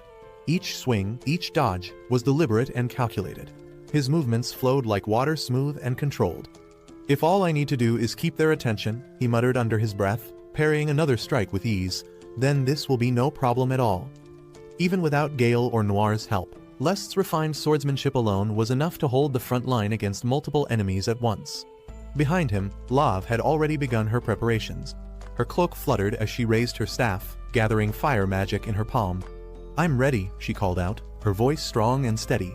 The air around her shimmered as the fiery spell built up, ready to be unleashed. Les quickly glanced back at her and nodded. "Go ahead," he said firmly. "Understood," Lav replied, her tone full of resolve as flames danced around her. The blazing orb at the tip of her staff crackled with power, illuminating the dark forest. In that instant, both of them knew their teamwork was perfectly in sync. The real battle had just begun. Lav's eyes blazed with determination as she raised her glowing staff high. The air around her shimmered with intense heat, and streams of flame twisted together into a massive fiery spear. "Here I go," she shouted, her voice echoing through the forest. In the next instant, she unleashed her spell, Fire Javelin. The flaming spear shot forward like a blazing comet, cutting through the air with unstoppable force. The trees around them trembled from the heat, and the ground scorched under its trail of fire. The javelin struck its target dead-on. A thunderous explosion followed, swallowing the orcs in a storm of flames. Their roars turned into desperate screams as the fire wrapped around their bodies, burning away their armor and strength. "Boom!" the orc general bellowed, thrashing in rage and pain as his subordinates collapsed around him. Lav's fire magic had not only hit, it had completely wiped out the orcs' front line. Even Lest couldn't help but glance back, impressed by the sheer destructive power she unleashed. As the smoke from Lav's fire spell began to fade, a heavy, guttural sound broke through the silence. From within the burning haze, the orc general emerged, his body scorched but still standing strong. The flames had seared his armor and flesh, yet his fury only seemed to grow stronger. Steam hissed from his body as he snarled, the sound echoing through the forest like thunder. This monster was far tougher than they expected, and now he was enraged. His eyes glowed a deep crimson, locking onto Lav with sheer hatred. The fire magic had only fueled his rage further. He wasn't just fighting out of instinct anymore, he wanted revenge. Lest could feel the killing intent sharp enough to pierce the air.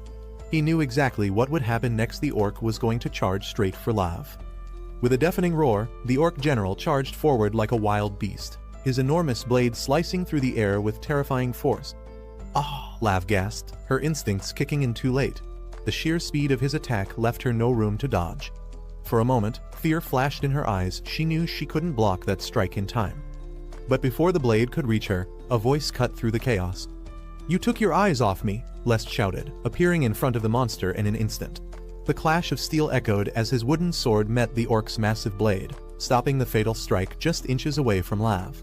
Sparks flew between them as Lest glared into the monster's furious eyes. The real fight had only just begun and Lest wasn't planning to back down. Lest let out a fierce battle cry, his voice echoing through the forest as he charged in with all his strength. His body moved like lightning, faster than the eye could follow. "Ha!" he roared, channeling every ounce of power into his strike. The wooden sword in his hands glimmered faintly, wrapped in a sharp current of wind magic that cut through the air. In a flash, Lest's strike tore through the orc general's chestplate. The impact was explosive. A gust of wind followed the slash, leaving a deep wound across the monster's torso. The creature's roar turned into a strangled cry of agony. Its sword slipped from its trembling hand as it staggered backward, the once terrifying giant now falling to its knees. With one final shudder, the orc general crashed to the ground, its massive frame shaking the earth beneath it. The forest fell silent once again. Only the faint crackling of distant fire and the rustling of leaves filled the air. Lest lowered his weapon, his eyes still sharp but calm. He didn't celebrate or boast. He simply exhaled, relieved that the fight was over. The mighty orc, once a terrifying commander of monsters, was now nothing more than a fallen shadow before Lest's quiet strength. The battle was finally over. Lav let out a long breath, her shoulders relaxing for the first time since the fight began. "You did it, Lord Lest," she said, her tone filled with admiration. "That was an incredible display of skill." Lest gave a faint smile, glancing at the fallen monster behind him. "No, I just gave it the final push," he replied modestly. "You were the one who weakened it with your magic." His calm, humble words made it seem as if defeating a monster like that was nothing at all, and that only made Lav admire him more. "You don't have to be so humble," Lav said softly, though a small smile tugged at her lips. She had fought beside many adventurers before, but there was something different about Lest, a quiet confidence that made even powerful warriors pale in comparison. Just as Lest prepared to move on, Lav's expression changed. Her smile faded, replaced by a touch of hesitation. I'm terribly sorry," she said nervously. "Would you mind if I stepped away for a moment?" Her tone was polite, but something about her voice felt strange, almost forced. Lest blinked in confusion. He couldn't understand why she wanted to leave so suddenly, especially here in the middle of the forest. But seeing her fidget nervously, he decided not to press the issue. "Of course," Lest replied finally, his voice calm but cautious. As Lav walked away, the faint light from her staff slowly faded into the shadows of the forest. Lest stood there quietly, watching her go. "So," he muttered under his breath, "that's how it is." Something about her behavior didn't sit right with him, and deep down, he knew this wasn't the end of the danger. A few minutes had passed since Lav had gone off on her own, yet she still hadn't returned. Lest sighed quietly, glancing toward the shadows of the forest. "She's been gone a while. Maybe I should go look for her," he murmured. The stillness around him felt oddly heavy, too heavy for a forest that was always alive with sound. He frowned slightly, realizing something strange. There was no sound, no rustling leaves, no chirping birds, not even the faint hum of insects. The forest, once filled with life, had gone completely silent. "This isn't right," he whispered under his breath. A cold chill ran down his spine as his instincts screamed that something was off. It wasn't just quiet, it was unnatural, like the calm before a deadly storm. The air grew thicker by the second, every sound swallowed by an invisible weight. Lest clenched his jaw, his hand tightening around his wooden sword. "Too quiet, even the birds stopped," he muttered. His heart began to race. Something was about to happen, and whatever it wasn't good. A low, rumbling sound echoed through the tree's heavy footsteps, shaking the ground beneath Lest's feet. From between the twisted trunks, a colossal figure appeared, each step leaving deep marks in the earth. It was an ogre, its towering body wrapped in ragged furs, muscles like steel, and two sharp horns gleaming under the faint light. A skull dangled from its waist like a trophy. Lest's heart pounded in his chest as he instinctively took a step back, gripping his wooden sword tightly. This wasn't just any monster, its aura was completely different, almost suffocating.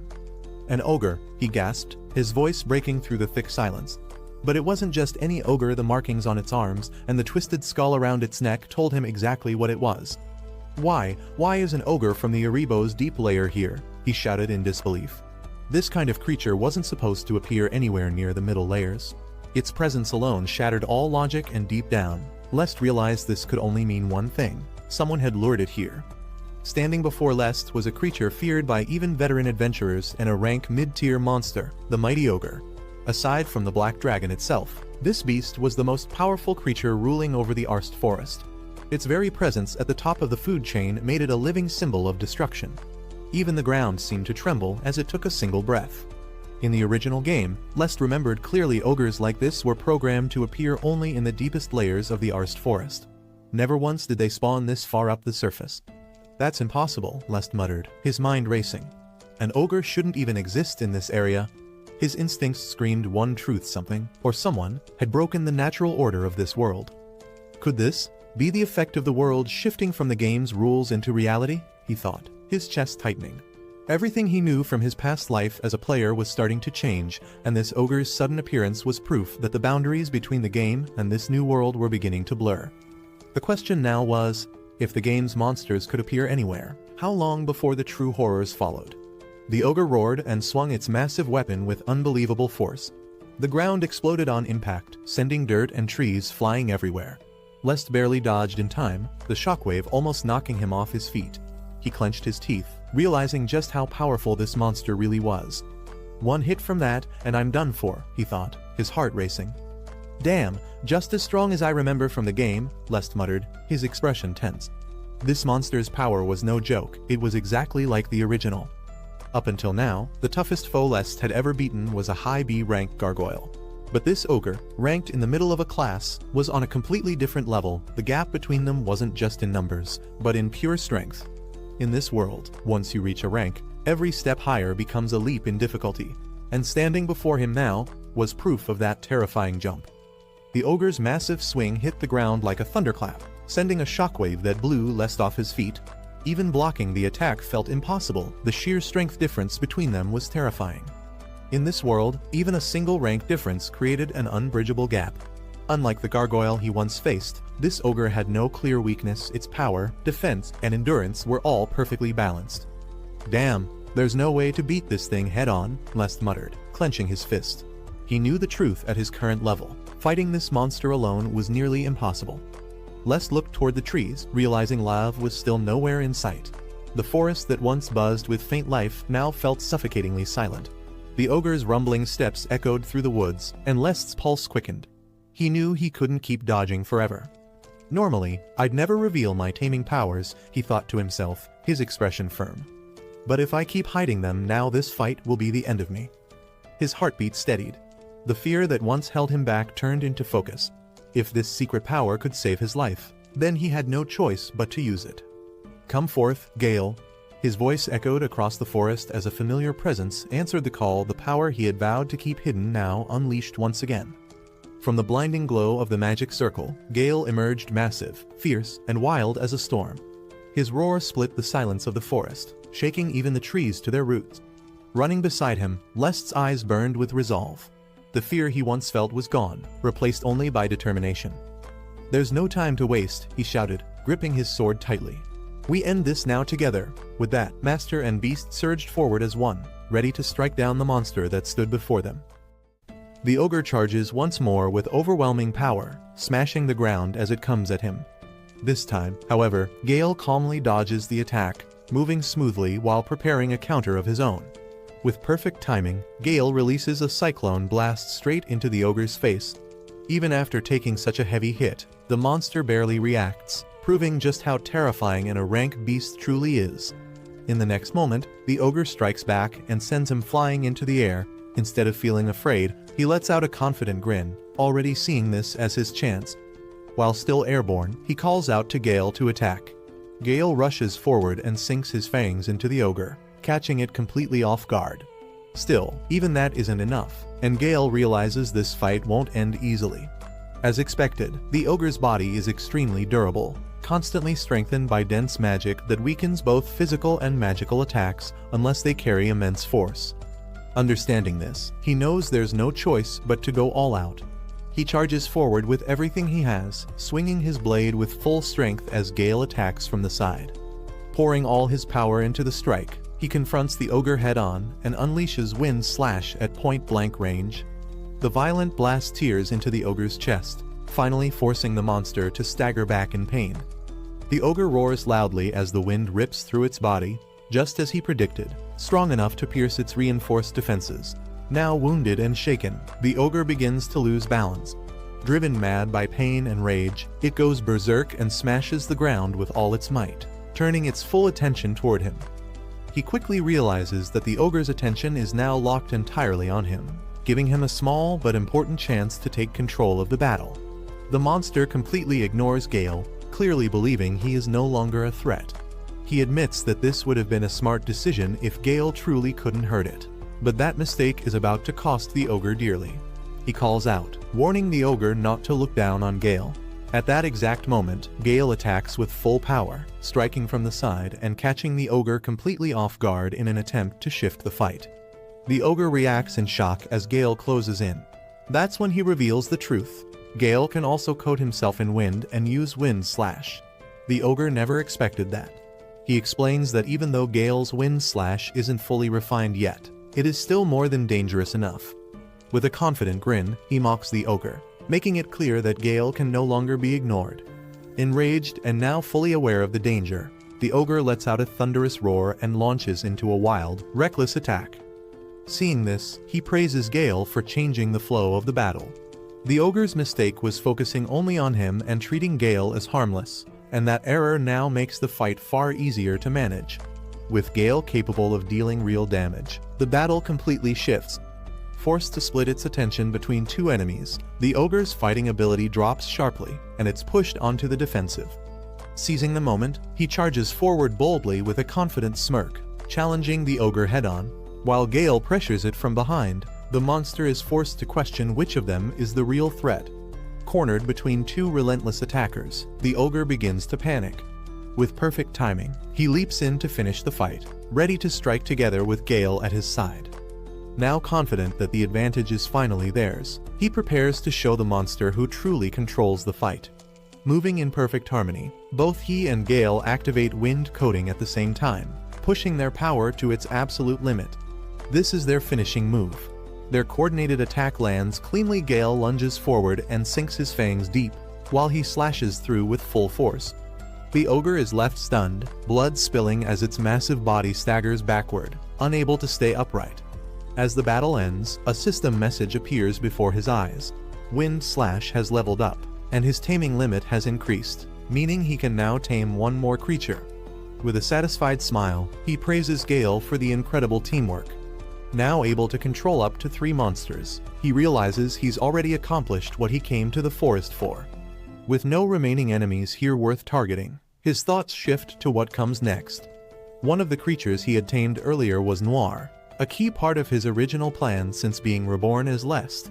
He reflects on how Gale was never part of that plan, yet turned out to be an amazing outcome. While the ogre would have been a powerful addition, it's no longer an option now that it's been slain. Still, he knows there are even more important monsters he must focus on in the future. As he considers his next step, a problem comes to mind. The creatures he wants to tame aren't anywhere near Albion territory, and explaining everything to Gad would be nearly impossible. Just as he's thinking this through, Gale suddenly senses something approaching. Moments later, Lav rushes back after feeling the intense battle from afar. She freezes in shock at the sight of the ogre's corpse, immediately realizing how massive the fight must have been. Her expression makes it clear she never imagined such a dangerous monster was nearby.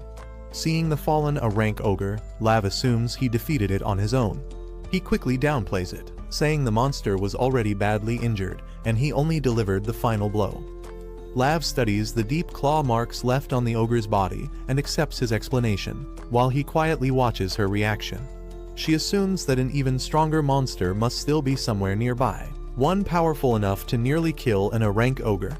Worried, she suggests they stop the investigation for the day, and he agrees without hesitation. Just as they are about to leave, Lav suddenly stops him and hands him something, asking him to wait a moment. She offers him a fatigue recovery potion, claiming it's for his own safety. Trusting her, he drinks it without a second thought. Almost instantly, his body starts to feel strange. Something is clearly wrong. Lav lets out a cold laugh, finally dropping the act. She reveals the truth: the potion was mixed with paralysis poison. Mocking him, she calls him foolish for trusting her so easily. Unable to move and overwhelmed with shock, he can only listen as she reveals her true purpose. Lav declares her real identity: Reeb, one of the Demon King's army executives. With a confident smile, she announces that she plans to kill him herself. As he struggles helplessly on the ground, Reeb ridicules him, asking how the poison tastes and cruelly joking about whether his parents ever taught him not to accept drinks from strangers. Convinced she has already won, she mocks his parents as well, sneering that they failed to teach him even basic caution. She then reveals the full truth: every monster attack, including the ogre, was orchestrated by her from the very beginning. It was all a trap designed to test and observe his hidden power. Reeb admits she had been watching him closely and confirms that he used a monster to defeat the ogre, just as she suspected. She teasingly hints at why he caught her interest, but stops short of explaining, choosing instead to savor the moment. With a smug grin, Reeb continues to mock Lest as he lies paralyzed and helpless before her. She coldly tells him to curse his bad luck, making it clear she has no intention of sparing his life. Just moments ago, Lest was completely paralyzed, yet suddenly he rises to his feet and speaks in a calm, steady voice. Reeb freezes in disbelief, her confident expression cracking as she realizes something has gone terribly wrong. Panic flashes across her face when she sees him moving freely. Lest then reveals the truth without a hint of fear: he was never paralyzed at all. In that instant, Reeb's certainty collapses as she understands she has been tricked. Lest explains the source of his immunity: the dragon's blessing. Because of it, he is resistant to status effects like paralysis, and also possesses far greater control over magic. He casually admits that he never would have drunk the potion if he hadn't been sure of this protection. Reeb burns with frustration as she realizes her entire plan has failed. Lest then drops another bombshell: he knew who Reeb truly was from the very beginning. He intentionally went along with her act and ventured deep into the forest to draw her out and expose her. Furious and shaken, Reeb insists her plan was perfect and that no ordinary human could have seen through it. But Lest silences her rant with a quiet, heavy remark, hinting that his existence goes far beyond what she understands. He speaks of events from 1,000 years ago, when a massive war between humans and demons consumed the world. At first, the Demon King stood victorious until a hero and a divine dragon appeared and reversed the tide of battle. Just before being sealed away, the Demon King made one final move. He shattered his soul into 10 fragments and sent them far into the future, preparing for a final confrontation long after his defeat. Lest Albion then reveals the hidden truth: the Demon King's soul fragments were scattered and reborn inside random newborns across time. The demon army's true goal is to collect these scattered fragments and bring their king back to life. Lest himself carries one of those fragments, the very thing that awakened his hidden power and turned what was once seen as a worthless skill into the ability to command monsters. He explains that Reeb also holds a fragment, and that using the ogre was her way of confirming it. She angrily accuses him of trying to steal her fragment for himself. Lest calmly clears the misunderstanding, explaining that the poison was never meant to kill her, only to paralyze her. If she died, the fragment could disappear along with her. With a cold tone, he adds that among the Demon King's executives, Reeb is actually one of the weakest. Those words hit her hard, making her tremble with anger and humiliation. Unable to hide her panic anymore, Reeb demands to know how he could possibly know all of this, her voice shaking. Lest, standing calmly while power radiates from him, simply answers that it's obvious he would know, leaving her completely stunned. He then reveals the real reason behind his knowledge. In the game's original story, Reeb was the one who killed him. Even though she now calls herself Lav, he recognized her instantly. From the very beginning, he held back his urge to confront her, waiting patiently for the right moment. In that original timeline, Reeb stole the Demon King's soul fragment from Lest and absorbed it, gaining a temporary rise to S-rank power and enhanced abilities. But her body couldn't withstand such overwhelming energy. In the end, the fragment tore her apart, killing her in a violent explosion. Although she succeeded in killing Lest and stealing his fragment, her death erased it completely, weakening the Demon King's future revival. Strangely enough, after her dramatic end, Reeb became unexpectedly popular in fanfiction, even earning the nickname Smithereens-chan. To Lest, these memories now feel distant and almost nostalgic. But for Reeb, the depth of his knowledge is deeply unsettling, far beyond what any ordinary person should ever know. When she demands answers, Lest simply shrugs it off, telling her that it's nothing more than her bad luck. Enraged by his calm response, Rebe snaps and decides she'll force the truth out of him through torture, showing no mercy at all. Burning with anger, she releases her full power and activates her unique skill, Transition Magic. However, she's immediately thrown off balance when Lest calmly reveals that he already knows about her ability. This only fuels her rage further. Rebe unleashes her magic without holding back, launching into a full-scale attack. Lest braces himself, realizing the fight has finally turned serious. Even though he stayed calm earlier, Rebe's strength as a true executive class threat demands his full focus. Her power rivals that of a high-rank enemy. While she may not overpower him physically, her special ability makes her far more dangerous than the ogre he just defeated. In a sudden strike, Rebe overwhelms him, sending him flying through the air before he can react. Her transition magic allows her to turn raw magic into physical weapons like blades, then erase them instantly at will. The magic she uses is so deadly that direct contact without protection would tear his body apart in seconds. Even with its limits, her power remains extremely dangerous. Lest quickly realizes he can't win this battle on his own. He summons Gale to fight beside him, but Rebe remains unfazed, already preparing her next move. Mocking his summon, she releases a storm of magical blades, making it clear she won't fall easily. Lest knows the only way to win is to get close, but with Rebe's lethal magic surrounding her, taking that risk could cost him everything. He quickly warns Gale to keep moving and avoid getting hit at all costs. In this fight, surviving means dodging every attack rather than trying to endure them. Rebe grows irritated by how carefully he reads her movements and plans his actions. With a calm smile, he answers her irritation confidently, saying he takes it as a compliment. Rebe then steps forward and fires several magical spears at incredible speed. A storm of glowing weapons pours down around them. Fighting side by side with Gale, he struggles just to keep up, barely blocking and dodging the endless attacks. It becomes clear to him that staying at a distance will never lead to victory. If he wants to win, he has to get close. Understanding this, he gives Gale a quick signal. The beast rushes straight at Rebe, surprising her and forcing her to react. Confident in herself, Rebe easily deflects Gale's attack, believing it poses no real threat. But in that instant, he slips in from behind, catching her completely off guard. She's shocked that he would close the distance, even knowing how deadly her power is. Yet he moves without hesitation, trusting that as long as he avoids direct contact, he still has a chance. Remembering his training with Elna, he shifts his focus to speed instead of raw strength. He attacks non-stop, slashing again and again without giving Rebe time to respond. Stunned by the sudden change, Rebe notices how different his fighting style has become. Under the constant pressure, she's forced back step by step. Remaining calm, he carefully watches her movements. As their blades clash, he realizes her true threat lies in the strange ability she relies on so heavily. Rebe understands that if she can keep the fight at close range, she still has a chance to win. She tries to block and counter quickly, but he keeps pushing forward, driving her into defense with Gale attacking alongside him. Suddenly, magical swords begin raining down from above. He immediately warns Gale, and the beast reacts just in time, shielding both of them from the deadly strike. Even after being forced back, Rebe stands up again, refusing to accept defeat. Her presence flares as she gathers her power, preparing to release yet another wave of sword magic, proving she's nowhere near finished.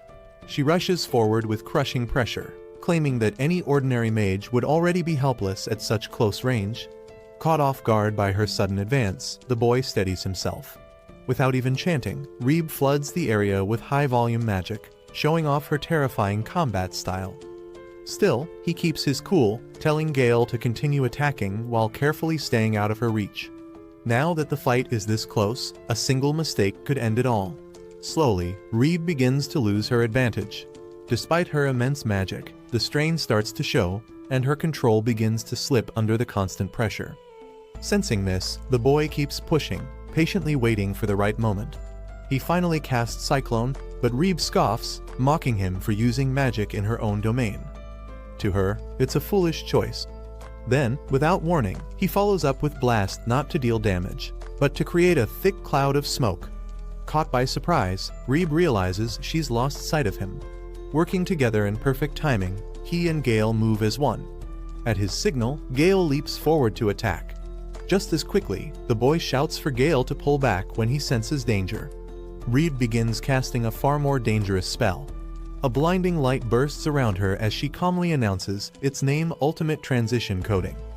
Both he and Gale freeze, instantly realizing this isn't a normal attack. This is something on a completely different level. Reeb releases her full presence, standing calm and unshaken, overflowing with power. Watching closely, the boy narrows his eyes, already understanding what's coming. "Queen of magic power," he mutters under his breath. As the wind grows violent and the pressure in the air intensifies, he realizes she's finally using her strongest ability. Reeb enters her final state, the Queen of Magic Power, releasing every ounce of magic stored within her body. The moment he senses it, he knows exactly what it is. This is the same ultimate move she used in the game. The air trembles under the sheer force of her magic, making it clear she's holding nothing back. Reeb steps forward, wrapped in terrifying power. Her body is now covered in the armor of annihilation, a form that converts anything it touches into raw magical energy. This isn't just her last transformation, it's her ultimate trump card. The battle has entered its most dangerous stage. With a confident smirk, Reeb admits she's impressed she was forced to use this power against him. But lest Albion understands that this moment is his only real chance. He fires Arrow Burst, a high-level wind spell, trying to stop her before she can fully dominate the fight. Even facing her overwhelming power, he refuses to retreat. Reeb casually deflects the attack and mocks him for aiming straight at her face. At that moment, Lest realizes brute magic alone won't be enough to defeat her. In her Queen of Magic Power state, she is nearly untouchable. No ordinary magic can break through. Both Lest and Gale know that even a single touch now would mean instant death. In the game, this form always ended in self-destruction once it fused with the Demon King's soul fragment. If she loses control here, everything around them could be erased. However, despite activating her strongest form, Lest quickly notices a flaw. She hasn't obtained the Demon King's soul fragment yet. Without that power boost, her strength is lower than it was in the game, and simply maintaining this form rapidly drains her magic and stamina. Seeing this, Lest spots his chance. He doesn't need to overpower her, he just needs to survive longer and strike at the right moment. As Reeb charges toward him at full speed, Lest reacts instantly. He coats his legs in swirling wind and activates body enhancement, boosting his movement to the limit. Using wind magic to lightly lift himself, he gains a clear edge in speed, barely staying ahead of her attacks. Lest focuses on keeping his distance, relying on agility, but Reeb sneers at his tactic and calls it pointless. Without warning, she unleashes a fierce barrage of magic, the sheer power and speed nearly overwhelming him. Lest quickly realizes her attacks take the form of whips created from the armor of annihilation. If even one of them touches him, it would be the same as direct contact, instant death. Trusting in his growing strength, Lest pushes his wind magic further and manages to deflect the incoming strikes. Reeb is visibly surprised that her power was blocked so easily, but she quickly regains her composure and warns him that luck alone won't save him. She follows up with an even heavier wave of attacks. Caught off guard, Lest immediately calls out to Gale for help, telling him to endure. As the attacks close in, Gale shrinks his body to dodge more easily. Even so, Lest is sent flying back by the pressure. Gritting his teeth, he forces himself to keep dodging, refusing to give up. As he moves, his mind stays sharp. He remembers that Reeb's Queen of Magic Power form consumes her magic rapidly and slowly damages her body. All he needs to do is survive until she reaches her limit. As the battle drags on, her stamina and magic visibly decline. Lest knows they can't afford a single mistake, now it's a test of endurance, and whoever collapses first will lose. Unable to counterattack yet, Lest and Gale keep moving non-stop, searching for even the smallest opening while Reeb watches them closely. She mocks him, telling him to surrender, but Lest refuses to give in. Both sides are worn out, breathing heavily as they face each other amid the ruined forest. Neither is willing to step back. With a cruel smile, Reeb taunts him again, saying she still needs to retrieve the Demon King's soul fragment, and that holding back enough not to kill him has been nothing but a hassle. She sneers at him, saying he no longer has any strength left to fight. Even though he's clearly exhausted, the man calmly responds that she isn't much better herself. Reeb admits she's tired too, but confidently claims that what little strength she has left is more than enough to finish him off in his current weakened state. She mocks him, saying all he did was endure and wait for her magic to run dry, yet it never truly did. With pride, she declares the overwhelming gap between them and makes it clear she believes herself to be far superior. Quietly, the man accepts that her words aren't wrong. From the beginning, the outcome of this battle was already set.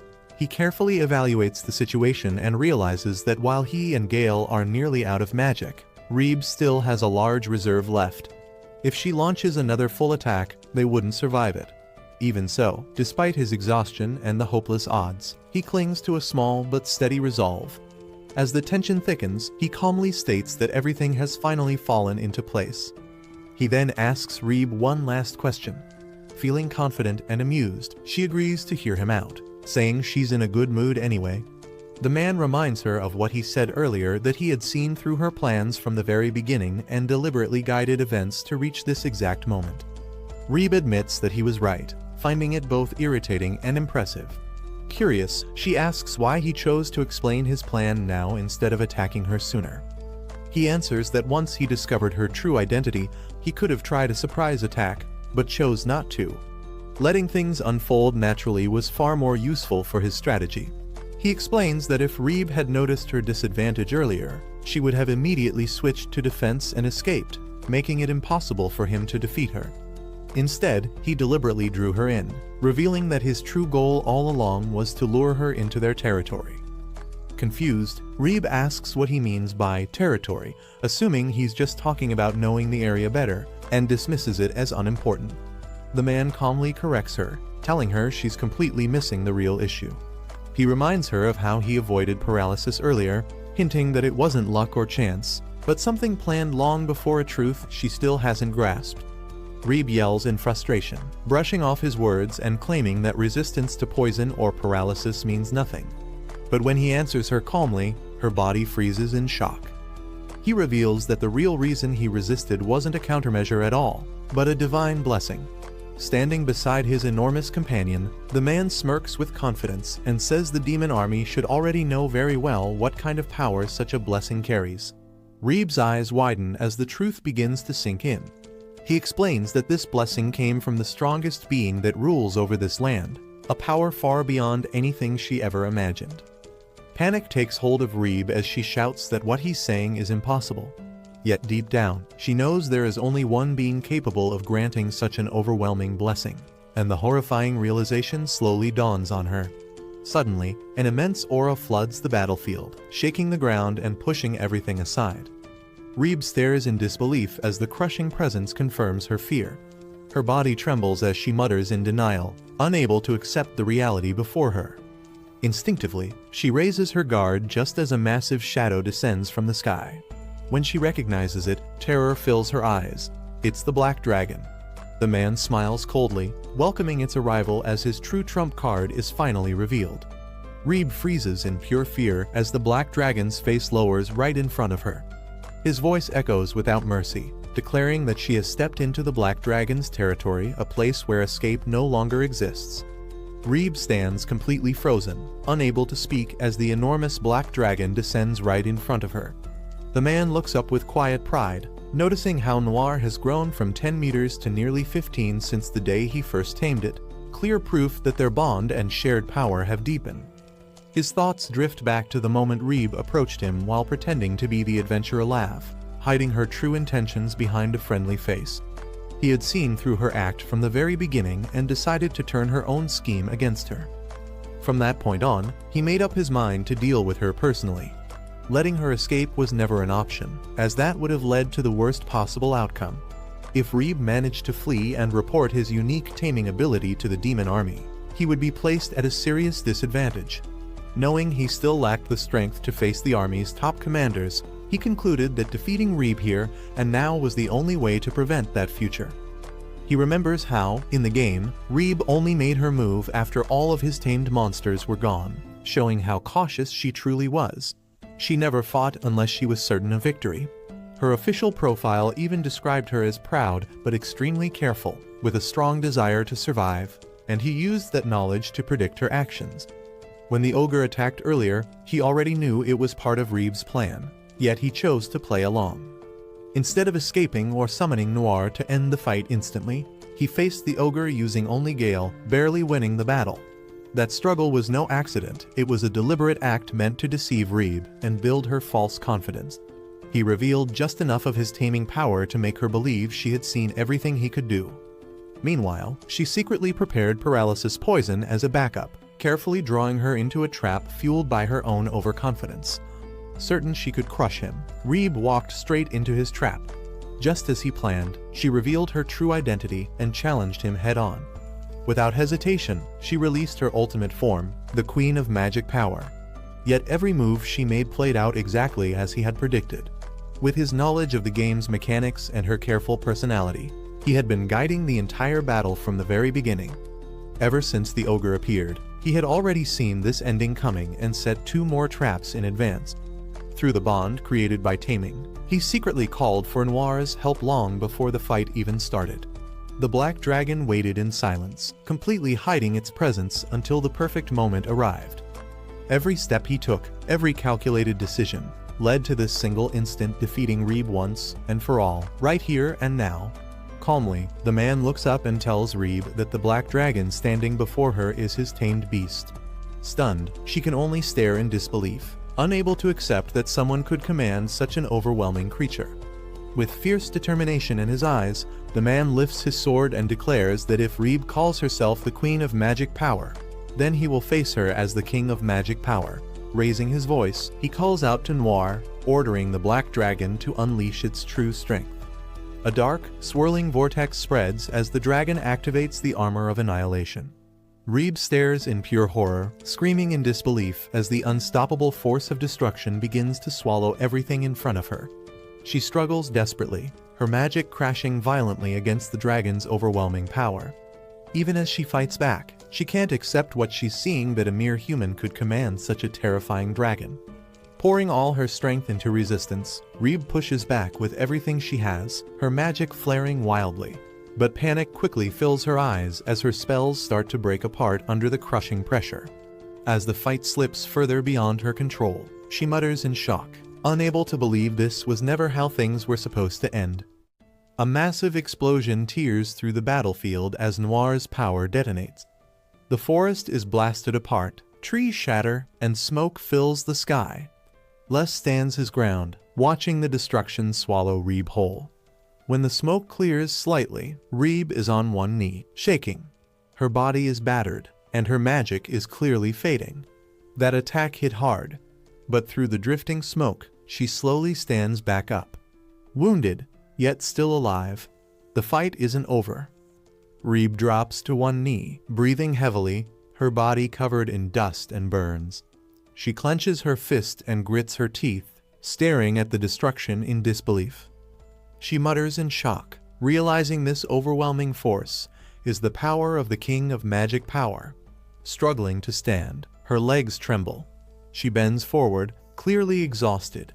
Through heavy breaths, she admits she can't keep fighting opponents like this. Les stands calmly in the distance, Noir's massive presence looming behind him. He coldly observes her condition and concludes that even though the armor of annihilation reduced some of the dragon's breath, it wasn't enough. Now, Reeb doesn't have the strength left to fight all 3 of them. Realizing she can't last any longer, Reeb suddenly makes her move. She dashes forward in desperation, trying to break through before her power completely runs out. Les narrows his eyes and shouts back confidently. He already expected this. Without hesitation, Les gives the command, "Gale, Noir, now!" In an instant, Gale lunges forward with a fierce roar while Noir descends from above, both attacking at the same time. Reeb's last gamble is met by overwhelming force. Noir dives down from above, eyes glowing fiercely as dark energy gathers in his jaws. The air trembles under the pressure of his overwhelming power. At the same time, Gale charges forward with sharp focus. Wind spirals violently around him as he lunges in without hesitation. Their attacks collide at once. A blast of dark force and a raging wind strike together, creating a massive explosion that tears through the battlefield. Reeb grits her teeth as the shockwave crashes into her. Stumbling back through the destroyed forest, she curses under her breath, realizing she's being pushed into a corner. Reeb grinds her teeth as she's forced backward, sliding across the shattered ground. Annoyed and breathless, she snaps, calling them unbelievably persistent. She throws her arms forward and unleashes another surge of magic. Blinding energy bursts out from her body, pushing back against the combined assault with sheer force. Sweat runs down her face, but her eyes burn with stubborn pride. She tells herself that if she can just endure a little longer, victory will still be hers. No matter what they try, she believes they have no way to truly defeat her. Reeb releases another burst of magic, her aura flaring wildly as the forest shakes around her. But Les steps forward calmly, sword in hand, and declares with absolute confidence that this is where she falls. Her eyes widen in fury. She shouts back, demanding to know what he just said.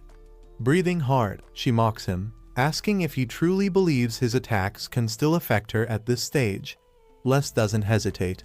A small, confident smile forms on his face. In a calm voice, he answers simply, "Yeah, of course they will." Les's eye sharpens with focus. This isn't the same thin, vibrating wind blade he used before. This time, he doesn't need to focus on defense anymore. He raises his sword as a violent tornado spirals around it. Instead of a single slash, he compresses thick layers of magic, stacking them over and over until the wind becomes dense and heavy. The air twists wildly, forming a massive vortex of tightly packed power in front of him. Reeb's eyes widen in shock as she senses the sudden change in the air. For the first time, fear slips into her voice as she stares at the swirling storm in front of him. She can't understand what she's looking at. Les grips his sword tightly as the vortex above it spins faster and heavier. He decides to bet everything on this single attack. He pours every last bit of magic left in his body into the swirling mass of compressed wind. The pressure rises sharply, turning the air itself into a crushing force.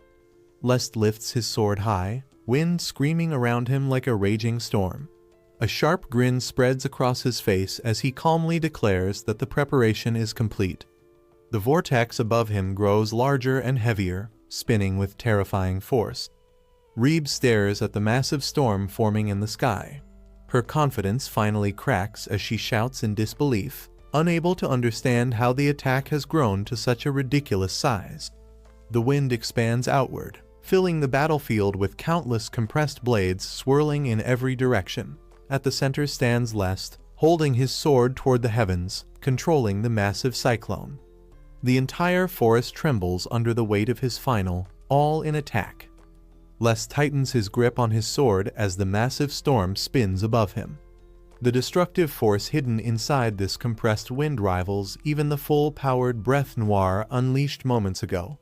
From below, he channels that violent cyclone downward through his blade. The swirling storm wraps around his weapon, turning it into the core of a devastating attack. His eyes sharpen with fierce determination. The longer he swings, the faster his blade moves, and the more the storm's power multiplies.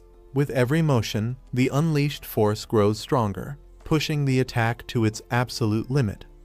Les remembers his training. He was shaped by Elna, the strongest swordsman alive.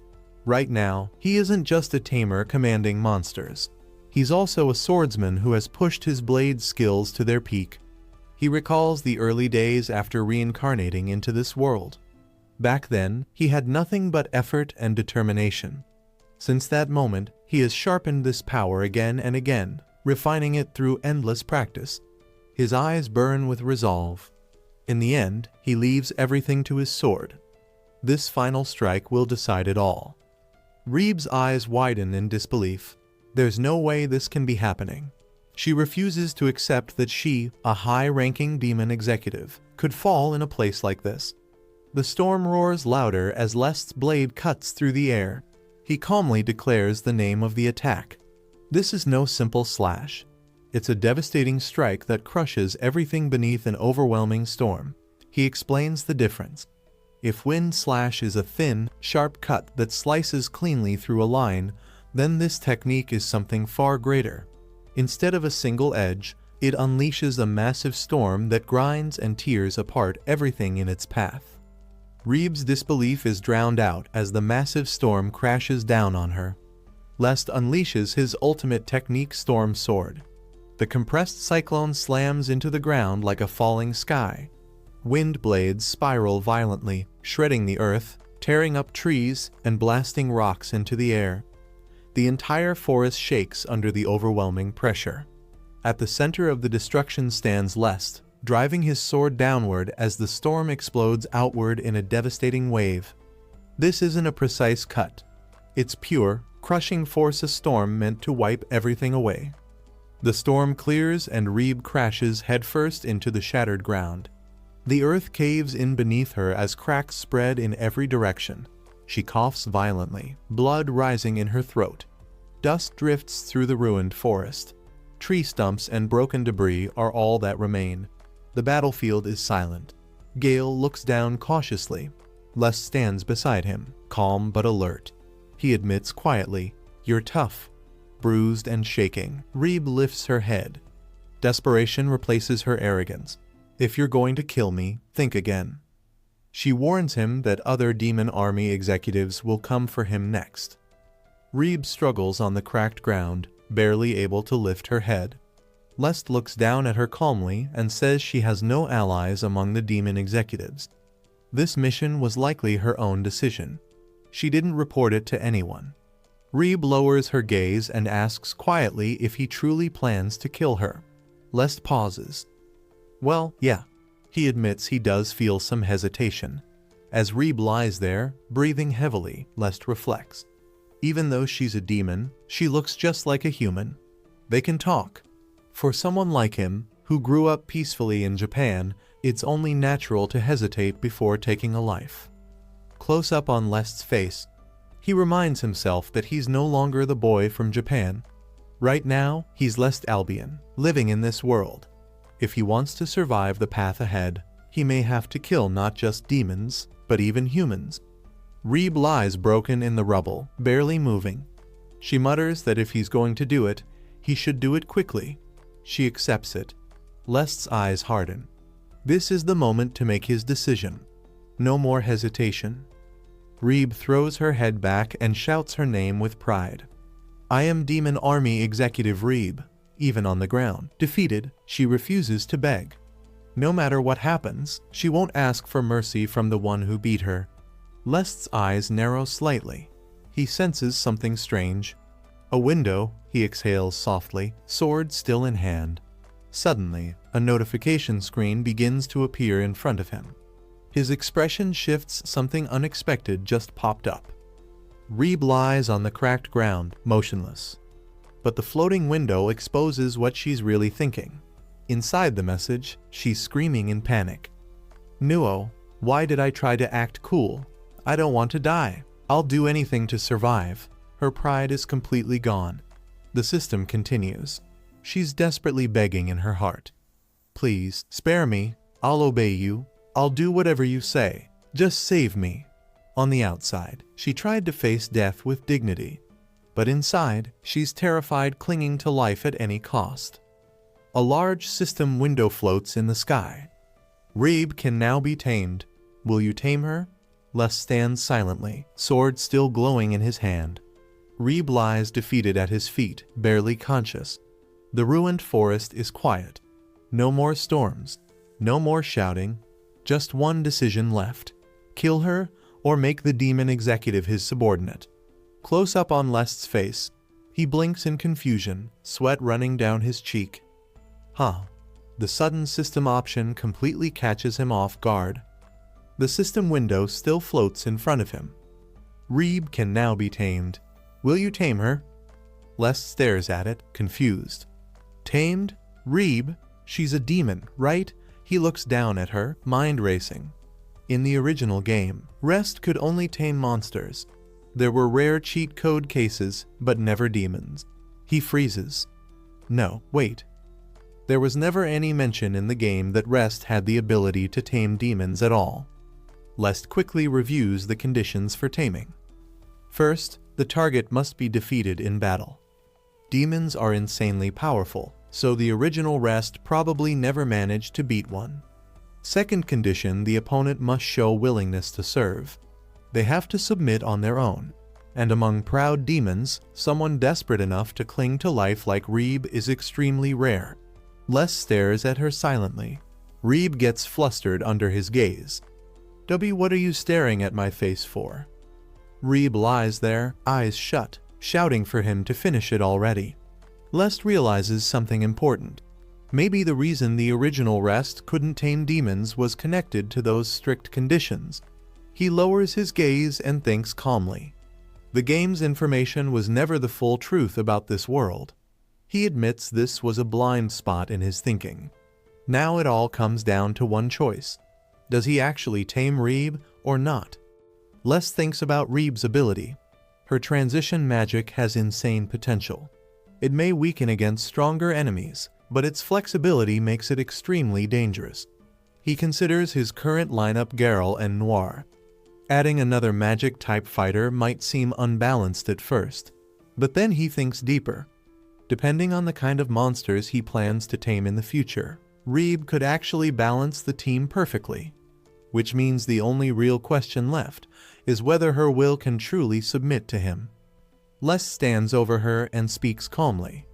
Reeb, I have a proposal for you. She blinks in confusion. A proposal? He makes one thing clear: he won't keep anyone by his side who might betray him. Reeb suddenly looks up, startled. Les's eyes turn sharp. Depending on your answer, he finishes coldly. I might spare your life. Reeb frowns and snaps back at him. What are you suddenly saying? She glares over her shoulder. Do you really think I'd accept a proposal from an enemy like you? Les calmly replies that if that's the case, then it's unfortunate. But then Reeb smirks. However, she brushes her hair back confidently. I'm generous. I'll at least hear you out. Les stays silent for a moment, staring at her. She narrows her eyes and says, Go on, say it. Les looks straight at her and says calmly, Then I'll be clear. Are you willing to serve me? Reeb stiffens in shock. What do you mean by that? Les explains without hesitation. My taming ability doesn't work on just monsters. It works on demons too. He continues, If you agree, I can make you one of my followers. Reeb's eyes widen in disbelief. She's completely stunned by what she just heard. Reeb gives a sly smile and says, Well, it's not exactly a bad offer, depending on how you see it. Then she narrows her eyes. But the real question is, can you trust me? She leans closer and speaks honestly. I could just pretend to obey you now and betray you later. Les watches her quietly. Even after everything, you still won't agree? Inside, Reeb is panicking. In her heart, she's screaming, Please, spare me. I'll listen to anything you say. I don't want to die. She desperately wants to accept and survive. But the last bit of her pride as a demon is stopping her from nodding so easily. Les looks at her calmly and says, In that case, what are you even talking about? Have you already forgotten why you lost? His voice turns firm. I can see straight through your heart. Reeb's eyes widen in shock. What? But Les doesn't flinch. Struggling is useless. Reeb shouts back, trying to deny it. That's impossible. If you can really read minds, then tell me what I'm thinking right now. Les rests his hand on his chin, completely composed. Are you sure about that? Well then. Les calmly repeats exactly what's in her heart. Nuo, why did I try to act cool just now? I don't want to die. I'll do anything to survive. Please, spare me. I'll obey you. He exposes every desperate thought she tried to hide. Reeb completely loses it. Jaya, stop it, she screams in embarrassment and panic. Les smirks slightly. Good reaction. Reeb grabs her head, flustered and shaken. What is this anymore? Meanwhile, Les thinks to himself that this should be enough to make her believe he can see through her. In truth, he isn't actually reading her mind directly, but he has another way. Les explains calmly in his thoughts. Even without true mind reading, a special connection forms between him and anyone he tames. Through that link, they can share feelings and intentions to a certain extent. Just like when he asked Noir for help, he could sense her response. He can even limit some of a tamed subject's actions by sending commands through that pathway. He thinks further. With Geralt and Noir, whom he trusts, he never needed to rely on this ability. But he didn't expect it would become useful in a situation like this. If Reeb ever plans to betray him, he'll sense it instantly and deal with it right away. Lest smiles slightly and sums it up. That's basically how it works. His eyes turn sharp. You can't lie to me. And if you even think about betraying me, I'll eliminate you on the spot. He looks at her seriously. Even so, are you willing to accept my offer? Reeb finally breaks. Fine, I'll serve you. Okay, I'll do it. She crosses her arms, trying to keep some dignity. Fine, if you let me live, I'll do anything you say. From the side, Lest mutters, that wording is a little misleading. Reeb lowers her head in front of him. Lest gently places his hand on her head. It's not violent or cruel, it feels more like a quiet contract being sealed.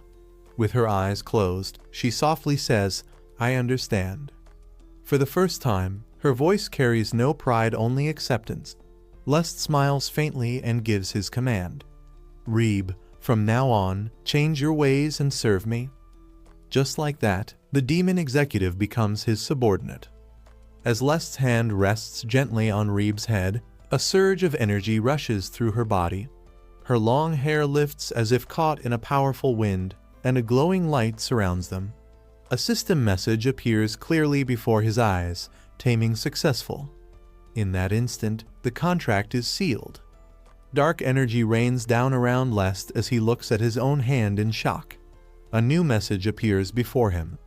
Part of the taming target's power will be granted to you. His eyes widen slightly. Then another notification follows.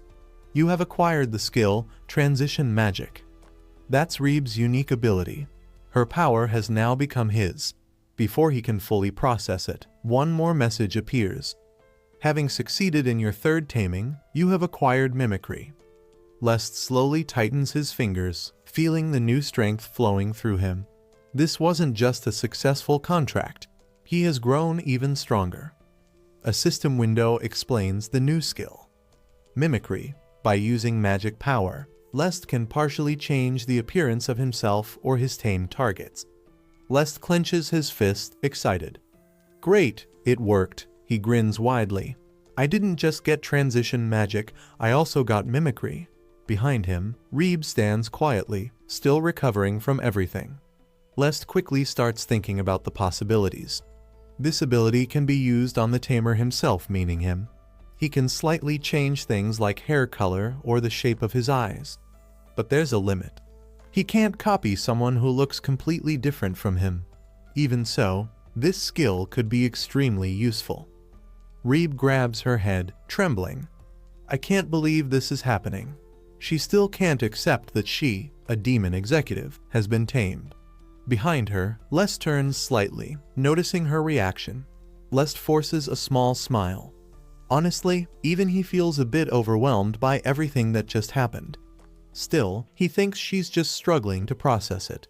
Sooner or later, she'll get used to her new reality. Pushing those thoughts aside, Lest looks ahead and calls out, Geralt, Noir. The two powerful beasts stand before him. Now that everything is settled, it's time to move forward. Lest gives a small, sincere smile. He admits that he couldn't have won on his own. It was because of Geralt and Noir that he survived this fight. From the bottom of his heart, he thanks them for standing by his side today. Geralt lets out a proud bark in response, almost like he's saying, of course. Beside him, Noir lowers his massive head quietly. Even without words, both of them make it clear they fought because they chose to follow him. From a wide view of the ruined battlefield, Lest stands beside Geralt among the broken trees and scattered debris. Looking up toward the sky, he calls out calmly, See you later, Noir.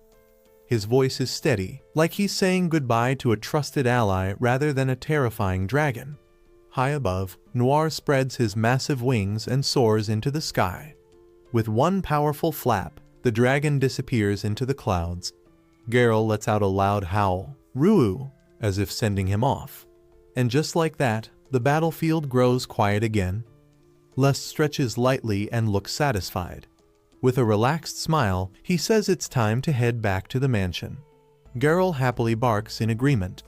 Meanwhile, Reeb floats nearby in silence, still trying to process everything that just happened. Without warning, Lest grabs Reeb by her horns and starts dragging her along. "Let's go, Reeb," he says casually. Reeb immediately yells in pain, telling him not to pull her horns. Even after becoming his servant, she clearly isn't ready for this kind of treatment. Lest walks through the forest with Reeb beside him, while the massive Geralt follows closely behind. The battle is over, but the tension hasn't completely disappeared. No one says a word as they move forward through the quiet trees. Reeb lowers her eyes, her expression dark and frustrated. This isn't how she imagined things would turn out. She was supposed to win, not end up walking behind her enemy like this. Meanwhile, Lest realizes that taming her was the right choice, but it also creates a new problem. Lest thinks carefully. Even though he can control her to some extent through the taming pathway, he still doesn't fully trust her. If she stays too far from him, there's always a risk of betrayal or unexpected trouble. For now, the safest option is to keep her as close as possible. As they walk through the forest, Lest thinks out loud. The easiest solution would be to let Reeb stay in the same dimensional space where Geralt lives. But before he can finish, Reeb explodes in anger. "Huh? Why do I have to live in some doghouse?" she shouts, completely offended. Geralt immediately bares his fangs and lets out a loud bark. Reeb flinches in shock, not expecting that reaction. The huge wolf clearly doesn't like being insulted. Lest sighs and calmly tells her she's being way too demanding. Geralt barks again, as if agreeing with him.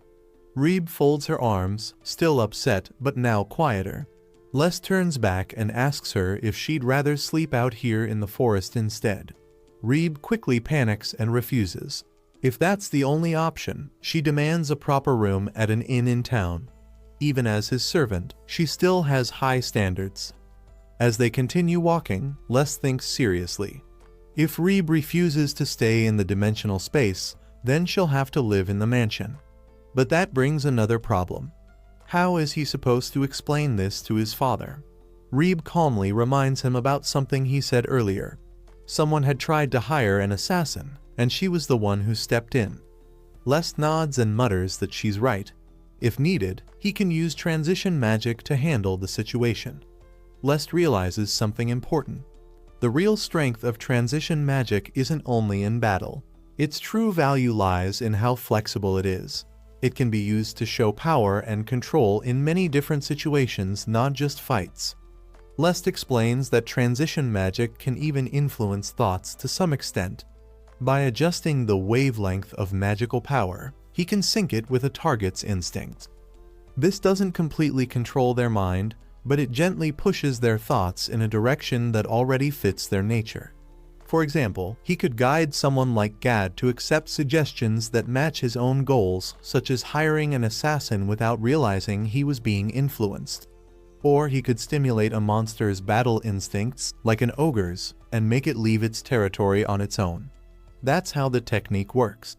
It's not limited to people either. During the monster attack in the castle town, Lest dissolved the monster's magical energy into the surroundings. By blending their power with the environment, he was able to hide their presence completely. Transition magic isn't just strong, it's incredibly versatile. As they walk through the trees, Lest reflects quietly. He had always known that Gad didn't fully trust him. Still, he never expected things to go so far that assassins would be sent after him.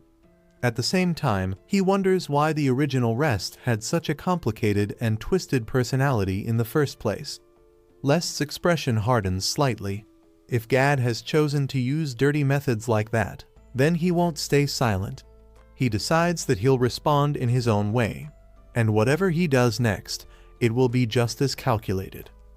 After returning to the mansion, Lest and Reeb stand before Gad in his office. They calmly report that there were no unusual findings in the deepest area. The room feels heavy with tension as Gad listens in silence. Gad's sharp eyes narrow slightly. Even though he looks displeased with the report, he doesn't argue. Instead, he orders that only Reeb stay behind to explain the details further. Later, in the hallway, Reeb walks away from Gad's office. Lest quietly asks her how it went. She answers briefly that everything is fine, keeping her expression steady. Without saying much more, Reeb excuses herself and heads into her room. Lest watches her close the door, wondering what Gad truly said to her behind those walls. Inside her room, Reeb explains what happened with Gad. She told him that during today's investigation, Rest stayed alert the entire time and never left an opening. So for now, she said she would serve not only as his guard, but also as a servant to earn his trust. And while doing that, she would quietly wait for a chance to assassinate him. She adds that Gad believed her story surprisingly easily. Even though she used transition magic like Lest suggested, it almost felt too smooth. Lest nods calmly, saying that's good for now. Outside, the mansion stands tall under the sky. For the moment, this gives them a solid reason for Reeb to stay here. Sooner or later, Gad may start sensing that something is off. But when that time comes, they'll simply come up with another plan. Several days later, while walking through the mansion garden, Lest suddenly hears shouting. A maid's angry voice echoes, calling someone a newcomer and scolding her for not remembering simple instructions. Lest turns his head toward the noise, slightly surprised. In the garden, Reeb stands there in a maid uniform, holding a broom. She looks confused and asks if the garden is supposed to be swept with it. The senior maid snaps back immediately, saying that's not the issue at all. The head maid angrily explains that Reeb should finish the laundry first, or it won't dry properly. Watching from a distance, Lest gives a tired smile. It seems like they're arguing again. A few days later, Reeb officially becomes Lest's personal attendant. But that doesn't mean she gets special treatment. Whenever she has free time, the other maids hand her simple chores like sweeping and cleaning. Dressed in a maid uniform, she grips a broom tightly, her face full of frustration. Under her breath, she curses her situation. From a proud demon executive to doing housework in a mansion. This is definitely not the future she imagined. While sweeping, Reeb grumbles under her breath, wondering why she has to do such lowly work. The head maid immediately turns to her and asks if she said something. Reeb forces a stiff smile, trying to hide her irritation. With an overly cheerful face, she quickly denies it. From a distance, Lest watches with an awkward smile. Even though she used to be a powerful demon, she's surprisingly clumsy when it comes to housework. Deciding it's best not to get involved, Lest casually says he's heading to the training grounds. He quickly walks away, leaving Reeb behind. The head maid keeps lecturing Reeb about how a maid should behave toward her superiors. Reeb lowers her head, trying to endure it in silence. For someone who once commanded others, this is a whole new kind of battle. Walking through the garden, Lest thinks to himself that he's been careful not to interfere with Reeb too much. After all, she used to be a high-ranking demon general. But even so, he noticed she looked seriously stressed. He lightly jokes to himself that maybe she just needs a way to release all that frustration. Just then, a familiar voice calls out, "Oh, big brother." Lest stops in his tracks. He slowly turns around and sees someone standing behind him. His eyes narrow slightly in surprise. Clearly, he didn't expect to run into this person here. Standing quietly under the decorative garden pavilion is a young girl with short hair and a gentle face. She clasps her hands in front of her chest, looking slightly nervous but hopeful. The soft wind moves her dress as she looks up at Lest. She softly calls out, "Rain, it's clear this isn't just a random encounter. Someone important has just appeared before him." The girl standing before him is Rain Albion. She's 1 year younger than Lest. Just like him, her mother was the late second wife of their father. That makes her his younger half-sister. Lest is clearly surprised. He never thought Rain would be the one to approach him first. In the original game, she was only a minor side character in Symphonia of Swords and Magic. And yet, here she is, standing right in front of him. Even though they were brother and sister, Rest and Rain were never very close before his reincarnation. There was always an invisible distance between them. Rain wanted to get closer to her big brother, but Rest kept pushing her away. Maybe it was just teenage awkwardness, but he always stayed distant. After I reincarnated as Rest, things became even more complicated. Because of the Albion family's strict tradition, only those who completed the divine oracle ceremony were allowed to eat together. Since Rain hadn't completed it yet, our meals were separated. As a result, the chances for us to even meet became very rare. Les gently calls out to her, asking, "Rain, what's wrong?" Rain looks startled, as if she didn't expect him to speak first. For a moment, she just stares at him with wide eyes, completely frozen. It's clear she's nervous, but she gathers her courage. Then, with an excited expression, she blurts out that she's been hearing rumors about him everywhere lately. People are talking about how he defeated Edward and Clidward in duels. They're also saying he became friends with Princess Charlotte and even took down the monsters that attacked the town. Her voice trembles with admiration as she lists his achievements. With leaves gently falling around them, Rain lowers her head shyly. After a brief pause, she quietly says that she also wants to become like him, her big brother. Her voice is soft, but filled with determination. Les stands still, not knowing how to respond right away. The air between them grows heavy with silence. A close-up of Les's face shows his eyes widen slightly in surprise. He softly repeats, "I also..." It's clear her honest words have caught him completely off guard. Rain lifts her head, her eyes shining with nervous determination. Her cheeks are slightly red, and her hands are clenched tightly in front of her chest. Even though she looks anxious, she doesn't back down. With a trembling but sincere voice, she asks him if he can teach her what she should do. This isn't just admiration anymore. She truly wants his guidance.